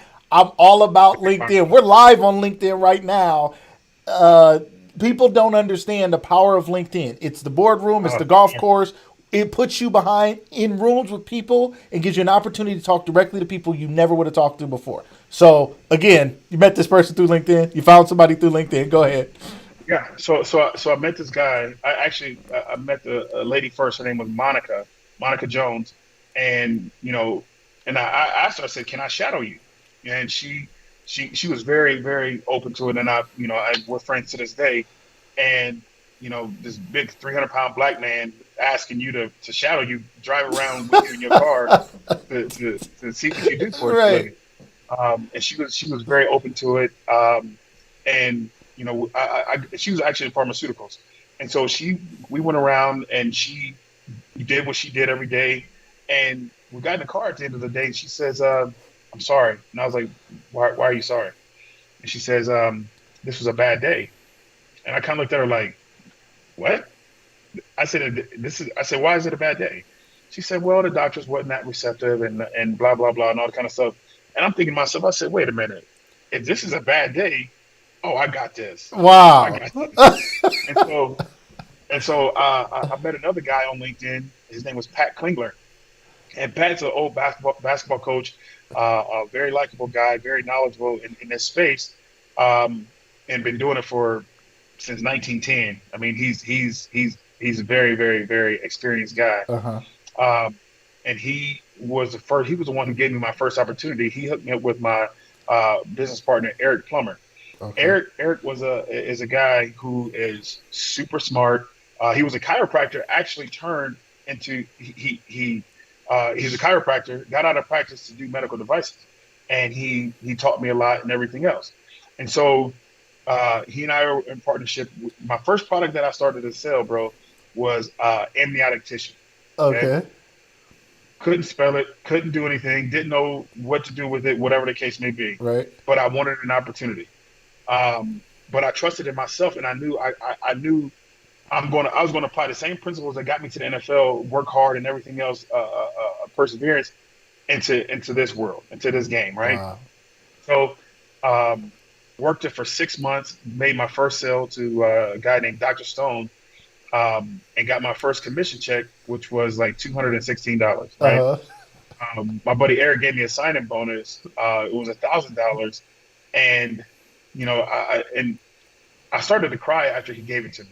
Mm-hmm. And the reason why I cried is because I busted my butt for 6 months Mm. without a paycheck, Wow. and only for him to see the value in me, and the non quit. And the girl I was dating at the time, um, her name was Tracy, and Tracy worked. at Gordman's and um, I can't remember. I can't remember DSW Shoe Warehouse. I think it was. Uh huh. Anyways, and she would ask me a question every morning. I would get up every morning. I would get up at 6 a.m., shower, put my suit on, and didn't have a destination, but I knew I wanted to go out there and be great. Right. Um, Wow. and my buddy Jeremy used to tell me, pretend what you intend to be. Woo! Okay, Pretend what you and intend to be. Dressing up, putting on a suit, going nowhere. nowhere. And Right. honestly, 9 times out of 10, I would go to Panera Bread and open my laptop and look. And this is before I got into with Pat and Monica. Uh-huh. But anyway, so the opportunity came. Anyways, so I fast forward.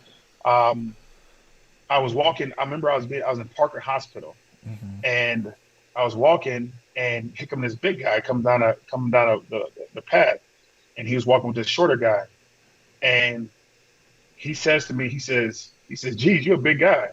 And I turned to him and I said, "Hi, Pot, I'm Keto." And The he said, pot calling the kettle black. "Yeah, yeah." Uh-huh. And unbeknownst to me, I didn't even know this guy. Like this guy was a surgeon, and at the time, now I went from selling amniotic tissue This is so to cool. dental bone to selling spinal fusion devices. Now I wanted to get in spine because I knew spine was the kind of the pinnacle of that. It was kind of the NFL of medical devices, right? Right. And you know me, I'm not gonna settle for mediocrity. Right. I don't even know how to spell the word. I don't Right. I don't care about it because I want to be I great, love right? it. Right. So, um, this guy, he asked me, he says, "Who are you?" And I told him who I was and everything else. And Eric and I are standing right there. And he says, "Well, so what do you sell?" And I told him what I have. I had a product called Wenzel Spine and blah, blah, blah, blah, blah. Mm-hmm. And he says, "All right, well, listen, I want you to go to this office and set up a lunch. I want to check out your device." Mm-hmm. All right. And unbeknownst to me, that's one of the biggest surgeons in Denver, Wow. and his name was Dr. Sean Markey, and who's a brother to me to this day, and he's the one who really taught me, the anatomy and all that kind of stuff. Because, bro, let me tell you, let me be very transparent and honest. Uh-huh. I never had any real formal training in medical. Wow. Okay, Wow. I didn't even know what a vertebral body was when I got into this. I Wow. had no experience. Eric did a great job of coaching me through, and he and I were a great 1-2 punch because I can get in there. I live in go in our office and smile and set up a meeting, and Eric can come in and do all the technical stuff, Wow. right? Love it. Well, Power of the tools that partnerships, right? You yeah, got to team yeah, up with people. You do not have to be great at everything. You got to find people who are good at something, and you work with them. You say, well, you're really good at connecting. You're a connector, say, and they're really good at closing, and they can close the sale. And this person really has expertise in something. People get so selfish and wanting to have all of the pie to themselves that they get no pie. Isn't it better to get a quarter of a pie to no pie, half a pie to no pie? You got to partner with people, know your strengths, and go in and everybody play their role and do their part. So you go in, you don't have a medical device background, you don't know a lot about medical, but you know how to meet people, you know how to connect, you know how to go in there and smile and get things rolling and bring people together, and boom, you're in business. Okay, so go ahead. I'm sorry. yep, yep. So at this point, um, you know, uh, Dr. Sean Markey wants me to come into his operating room. Now I am terrified because I'm like, this is crazy, right? Right. Um, because I know nothing. And I would go home, and this is the honest to God's truth, bro. I would go home and I would watch YouTube videos, okay, Wow. on the procedures that he does because I Right. did my research. He was a T-lift guy, PLIF, and this is more spine talk.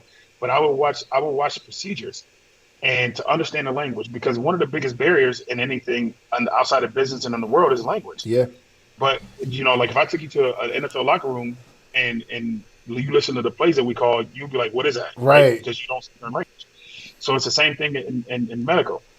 So I would literally sit there and watch surgeries on YouTube to learn the language and learn everything that they're talking about. So now fast forward, I get into the OR, and he says to me, he says, "Hey, big man, do you guys carry bipolar?" And at first I was like, "Oh, you trying to be funny?" And I was like, "No, I ain't bipolar, right?" I'm like, "What is this guy What are you talking about?" talking about? Yeah. Uh-huh. And Eric jumps up and says, and it's actually like a tool that he uses. Uh-huh. Looks like a big set of tweezers.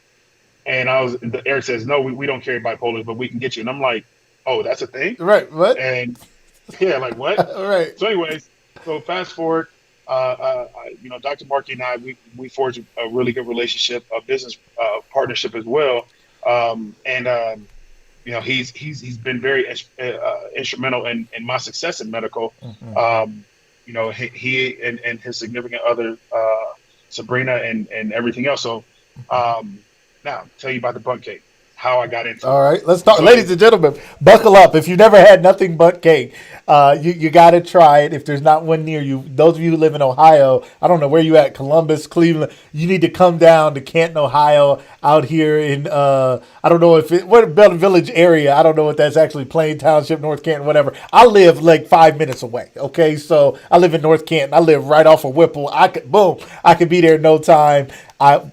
Anyway, I know everybody. We want everybody to be healthy and live healthy lifestyles. But every now and then, you need something just to, satiate that sweet tooth. And if you're gonna get something, don't just get a Snickers, some Skittles, some nonsense. You want some cake that tastes like something somebody grandma made somehow in the back. I don't know whose grandma y'all got tied up in the back or nothing but cake. But you need to let her loose, let her get out sometime. But she back there doing her thing. So help us understand.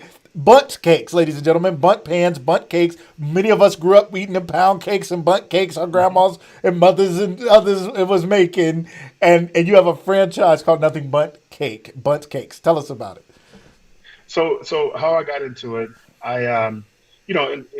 being a sales rep or being a salesman, you got to take, whether it's bagels or whatever to offices because obviously that's kind of how you get to the gatekeepers. Mm-hmm. And so one morning I took bagels, and the lady kind of looked at me like she looked over the counter and was like, "Ugh." And I was like, "What was that look for?" And she was like, "You just brought bagels?" And I'm thinking to myself, "What?" I don't, I'm thinking, This is my thing. I brought whatever. you bagels, right? Yeah, yeah. So, Right. so, so I'm sitting there, and we go in the back, and there was this box. There was this white box of cakes. And so I'm hating on it. And I was like, man, who eats cake? It's 8 o'clock in the morning. You know what I mean? Like, who eats cake in the morning? Right. And she looked and she said, you must never had this before. And I was like, no. I said, what is a bunt cake? You know what I mean? And Right. so I was like, Now, where are whatever. you at? What city? What state? Where you at? This is Denver. This was Oh, Denver this is in Denver. Denver. Okay, Denver, Colorado. Okay. Yep. And so she says, and so I go, about my day and everything else. And so I remember the name, so I Googled it. Mm-hmm. And come to find out, it's one literally less than five minutes 5 minutes away from my house. Huh. And I was like, huh. So I drove over there real quick and I said, hey, can I get a box of those little cakes? And she says, sure. And she hands me the box. I go home. Now my day's over with. I'm sitting on the couch and turn on my Netflix and start eating cakes. And I can't remember what show I was watching, but it was only like 30 minutes long or whatever, 30, 45 minutes. And Luke, I can't make this up, bro. I reach over to grab another cake, and I'm looking around like, what the hell just happened? I know I didn't just eat a whole. Yeah, I was like, I said, wait a minute, Wait a minute. did I just eat all of these cakes? Right. And I literally, and I can't make this up. I looked on the floor. I was like, no, some of them had to drop. So I counted the little It's brown like, cups that come in. I said, "Dang, that's 12. I ate all of those in one sitting." And I was like, "Oh my god!" what happened? And so I was like, "Okay, you know what? It's cool. I ain't tripping. Listen." I went back, okay, and they have a little cupcake size, but I call it the muffin size. Uh-huh. And so I asked the lady. I said, I said I hate to ask this question, but do you guys sell the bigger ones by the dozen? And she was like, we do. We call it a bundle. And I was like, great. Let me get one. And I had to tell a lie because I didn't want her to think it was just for me. I was like, I got a party to go to. I got a lot of people who need Yeah, these. yeah, no. I said, yes, yeah. My friends are gonna love this and all that kind of stuff. Right. And I went home, Luke, and I was smashing those cakes by myself. Like, I can't, You're like, I've never had anything like this in my life. Yes. yeah, this is crazy. And It's so I'm sitting here, and um, I'm crushing these cakes. And so that's when I realized I had to inquire about this. I was like, you know what? I got to change my life. Something's not right. This is I would go back and do the same thing every week. And so I inquired about the franchise. I looked it up and I understood the history of the company. And I was like, oh, wow, it's been around for 20 something years. And I'm like, why the hell am I just Never. finding out about Right. this? Man, like what's wrong with me? Right. Anyway, so found out it was a franchise and I inquired about it. And so typically when you inquire about a franchise, they'll have somebody reach out. Either you fill out the form on their website and somebody typically reach out to you and they'll start to ask you questions and kind of feel the call a little bit, right? Right. Anyways, so I um, was inquired about it, and the lady, I said, "Do you have any territory?" She said, "Yeah," and because I wanted to do it here in Denver, Right. and she said, "Well, Denver, we don't have anything in the Denver metro area. We have something on the outskirts." And I really wasn't interested in that because I didn't have, the support like I would want to. I got my Mm-hmm. buddies here, Patrick and Paul and guys like that, and I was like, "Well, let me." I said, "Do you have anything in Ohio?" And I was thinking of Columbus, Mm-hmm. and she says, "Columbus market? No, we don't have anything open." She says, "The closest thing I have to that is North Canton," and I was like. He's like, can't. No, wait a minute. I said, wait a minute. I said, are we talking about? I said, Ohio. You're in Denver, and somebody says your home thing. Say can't. You're like, wait a minute. What? Yeah. Like, I was like, what? I was right. like, no. I said, Canton, Ohio. I said, Pro Football Hall of Fame. She said, yeah, yeah, North Canton, Ohio. I said, oh, and again, I go back to God's plan. And I said, this is perfect. I said, okay, sign me up. What do I need to do? Right? Yeah. How do I? God is again ordering your steps, opening doors, making it make sense. You're from here. Come back and open a franchise in your hometown, in your area. Right? Unbelievable. And understand this. Look, I mean, this is why I tell people, listen, it's not your plan, it's God's plan, Yeah. right? At the end of the day, this was I mean, who would ever think in North Canton, Ohio, that I would have the opportunity to bring something back to uh, uh, uh, my city, something so delicious. I mean, Right. and it's not. It's listen, nothing but cake would probably be very successful without me being there, or if it wasn't mine. But Yeah. it's something that I knew my city needed, Yeah. right? And so the process, obviously, you got to go through a bunch of red tape as far as making sure they want to make sure that you are a right fit. And one of the Really. things, there's three things that Nothing But Cakes look for in their franchisees. The first thing is the ability to create genuine connections. Okay. And then the next one is the spirit of a champion. Well, I got that. I Um, got that. What else? What? and having a servant's heart. Hey. And being Wow. able to, it's not about me. And I always tell people, the bun kick is great, but it's not me. It's my team. Wow. I've been truly blessed to have an amazing, amazing, amazing, amazing team Mm. of women who work with me at Nothing Bun Cakes. Um, I don't like to be called a boss. There's a difference between being a boss and a leader, right? Yeah. A boss will sit here and tell you what to do. He will delegate to you and dictate to you. Yeah. I don't. I lead. I tell you, listen, Yeah. I've done every job in that business. Wow. I've been from washing pans, baking cake, frosting cake, to bringing people. I've done it all. Scrubbing Wow. floors, everything. I've done it all.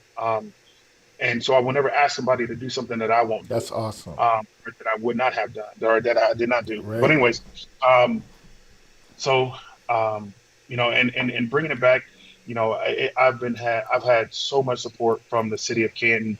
I was actually kind of scared to come back and um, by people thinking that I was a failure or anything like that. But Right. again, that's where two things: I tuck my pride in my pocket, Yeah. and I don't care what people think about I me. love it. Um, because at the end of the day, my mom says this all the time, and I know this is kind of weird, but she says, "What you eat don't make me poop," right? Right. And so Right. in the first one, she used to tell us that. I'd be like, "What, mom? That's What's kind that of mean? gross," but Right. yeah, Mom, stop telling me that. but yeah, That's but it amazing. makes sense to me. Yeah. And so with the help of like Jim Harris and the Remarks and and I'm going to be forgetting a bunch of people, but Sure. I've got a lot of support from a lot of people. Altman Hospital. Uh, Steve DePietro has helped me out a lot. Um, Wow. he was willing to put our logo, our sticker on all of his pizza boxes just to get it out there. Wow. Um, yeah, and that's unheard of. Right. So it's been overwhelmingly um, amazing, So positive. and I'm Yeah. humbled to say that that I'm glad to um, bring this back to Canton. I love it. I love it. I love it. I love it. We've been on here for 2 hours, Kenny. I have never I, done a 2 hour show. I hope you don't have I'm like, sorry. Oh, hey, I'm sorry. listen, Kenny. First of all, I've never done a 2 hour show. Second of all, I've never had this many people watching at once. I mean, they're watching for 2 hours. I don't know what's going on. I've never seen this many people sit here at least this long. I mean, maybe I can get this many people for 20 minutes of a show, but not the whole show. I think some people are listening. Somebody said this is better than the radio, so they just tuned in. Shout out to the people who are listening to this maybe in the future when we upload it as a podcast, but even somebody right now is listening while you're working, while you're doing something else. That's the spirit of it. If you can't stare at us and watch us, that's okay. For those who are watching us, somebody's watching on their phone, somebody's watching on the tablet, somebody's watching this on their television screen. We thank you guys from Facebook, YouTube, LinkedIn, Periscope. Make sure you guys are following Lucas Live Media on Facebook, and make sure you're following it on YouTube. Lucas Live Media. Check that out. Make sure you're following this. We have a lot of great shows, a lot of great episodes. Kenny was on a previous episode with Alec Simon. You guys want to check that out. He gave us some nuggets then. He's given us more now. I don't want to take up too much more time, but Kenny, when we think, just one more question around the franchising, and you don't have to speak to this specific one, or any specific one that you do, but somebody's thinking about being a franchise owner. We're all thinking we need disposable income. You talked about other people's money, OPM, leveraging that, people, investors, others who are interested. What does it cost? Like, what are some of the ranges? I don't know. I'm sitting here, somebody's sitting there listening, and they're like, well, I don't know. I want to do anything from a pet store to a nothing but cake to a medical device company. What are some of the price ranges, I mean, that you know of So, that somebody would need to get into the business? so first off, there's a lot of websites on there out there that you can inquire about franchising as a whole. You can see the franchise fees and what it would cost to Okay. get started. There's some as low as $1,000 to Wow. 500 to $500,000 up to $1 million. Right. So it's all about where what you want to do and what your passion is. But I tell people this: listen, don't be afraid to take the risk. Yeah. And there's one thing that I want people to watch. Go on YouTube and you watch the Four Quadrants by Robert Kiyosaki. Okay. Yep. I Okay, got the cash flow, the four quadrants. Yeah. Yeah. Go yep, ahead. and Yep. it's the difference between being an employee, a small business owner, or self-employed business owner, and an investor. Yeah. Understand that, okay? And once you understand how all that work, Mm. then you can start to formulate your focus on how to become an entrepreneur. There's a difference between an entrepreneur and a W-2 employee. Yeah. Both of them are great. I mean, I was a W-2 employee, obviously, Right. but the difference is just a risk, right? Right. How much risk are you willing to Yeah. to take? And that's the biggest part of it. Yeah. Me, I want that risk. I want that challenge of going out there every day to grind, because that's how I'm built, right? Yeah. Um, but understand that franchising is just one way of doing business. There's multiple ways of doing business. There's some people out there who have their own clothing line or whatever it is that you want to do from a business standpoint. Yeah. There's a saying that says, if you run it like a hobby, you'll be paid like a hobby. Wow. But if you run it like a business, you'll be paid like a business. Whew. So understand your business, Man. understand numbers, understand what it's going to take to be successful. Just because you put your name on a piece of paper and say it's a business, that's not a business. Right. And corporates just understand, especially from African American standpoint, Yeah. we've never been taught financial freedom or Financial financial literacy. literacy. You're right. Yeah, we've never been taught any of these things on how to, right? Right.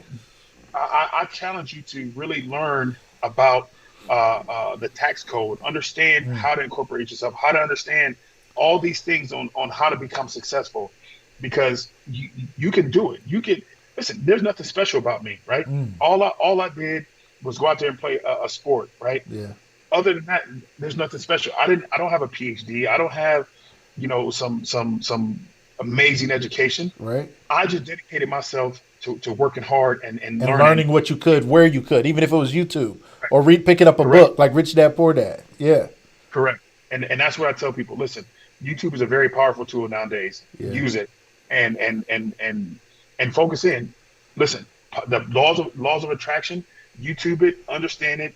Really start to manifest the things that you want in your life. Yeah. I want certain things in my life, and God has afforded me that, and those opportunity has come because what you put out is what you get back. Is what you get back, and Yeah. that goes for anything in life. Yes. If Yep. if, if you want to be a con artist, you're gonna get some BS back, That's true. right? Yep. If you want to go out there and grind and bust your butt, good things will come to you. Yeah.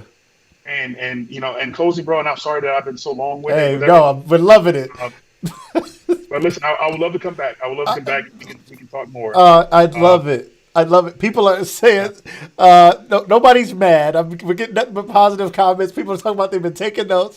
Tasha Ellis said Kenny should do a business podcast. People ready uh, for you to uh, start yours. Okay, we can do it together. We'll work it out. Okay, I'll set you up. We'll knock it down or something. We'll make it happen. All right, we can do this. We can record it all on one day. We'll get that together. Shout out to my man Ramir. He said I'd watch this a million times. He said I'd watch this a million times.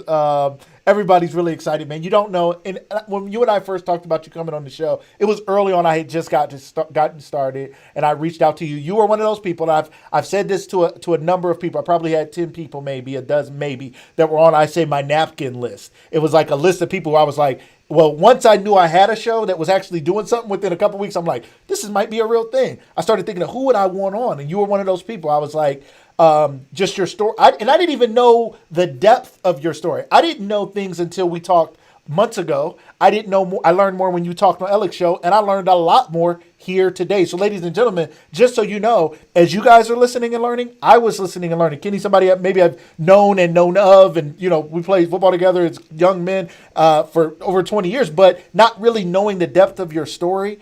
And one of the things you said to me was, I want to talk about economic empowerment. I want to talk about how people can leverage OPM, other people's money. I want to talk to the young black men and women, not just them, but to speak to them and let them know we haven't been taught financial literacy because we've missed a lot of opportunities, and generationally we've missed opportunities. And so whereas one parent may be able to teach their children these things because they own businesses and they've invested and they've understood it, they're teaching their kids and they're talking about it at the dinner table. We weren't. We were trying to have dinner at the dinner table. We were trying to have a table to have dinner at, let alone talking about businesses and investments and franchises. We were the customers of McDonald's and, franchises, not the owners of. So what you shared today was beyond enlightening, insightful, inspiring, educational, motivational, liberating. It was everything we hope to have on this show. Longest show we've ever had, and I'm proud of it. I'm proud of what we put out today. I'm proud of what you shared. I'm proud to know you. I'm excited to talk more business with you one-on-one. Even I have some things to talk to you about and things to learn from you. And I just appreciate you so much for being so open well, today. bro, and I appreciate you. Bringing me on the show and have me give me the ability to tell my story. There's a lot more to me. There's a lot that I did not share.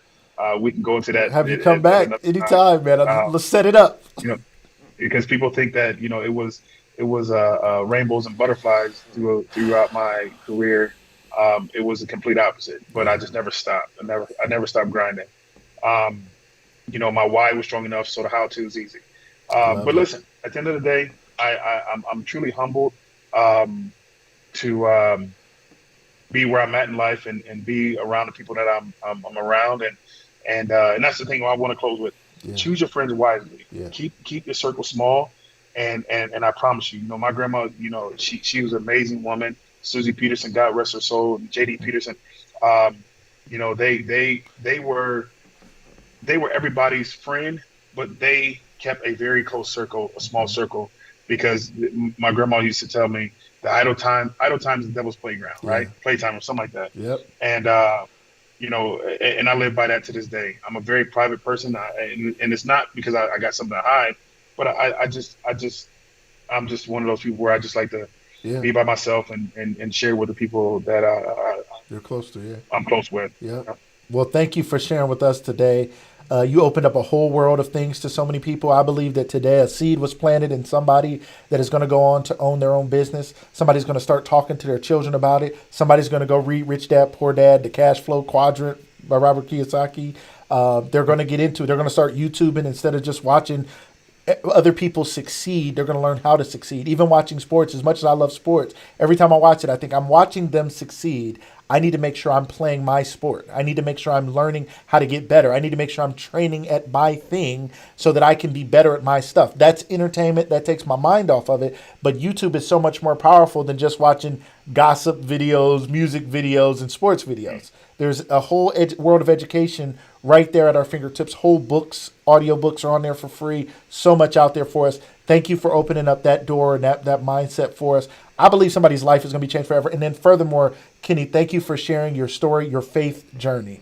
All this, none of this is possible without the power of God. You expressing that, you sharing that is going to be something else that I believe is going to change somebody's life. So, Kenny, I have to have you back on the show. One day we're going to be out of quarantine. We're going to be in studio somewhere. I'd love to have you sit down with you one-on-one, and maybe even sooner than later, we'll sit down together and have these types of conversations. And maybe even just record some little snippets and start putting those things out there, because I think you do have a wealth of knowledge, inspiration, motivation, educate. You have it all, and people want more of it. I mean, people. Like I said, I've never seen anything like this, and they're saying they could listen to more of this. So, but we're gonna let them go because we got to leave some more. If they've never been to Nothing But Cake, check it out. What are your hours there? And how can they get there? So we are located on Dressler and Belden Village Street, right in front of the Glass Tower, 4468 Belden Village Street. Currently, because of COVID, our hours are 11 a.m. to 6 p.m. Monday through Saturday, and 11 a.m. to 4 p.m. On Sunday. Excuse me. You can come in and order. You can order online. We deliver. Awesome. We do have gluten free. I remember somebody said something about gluten free. Somebody did say, yeah.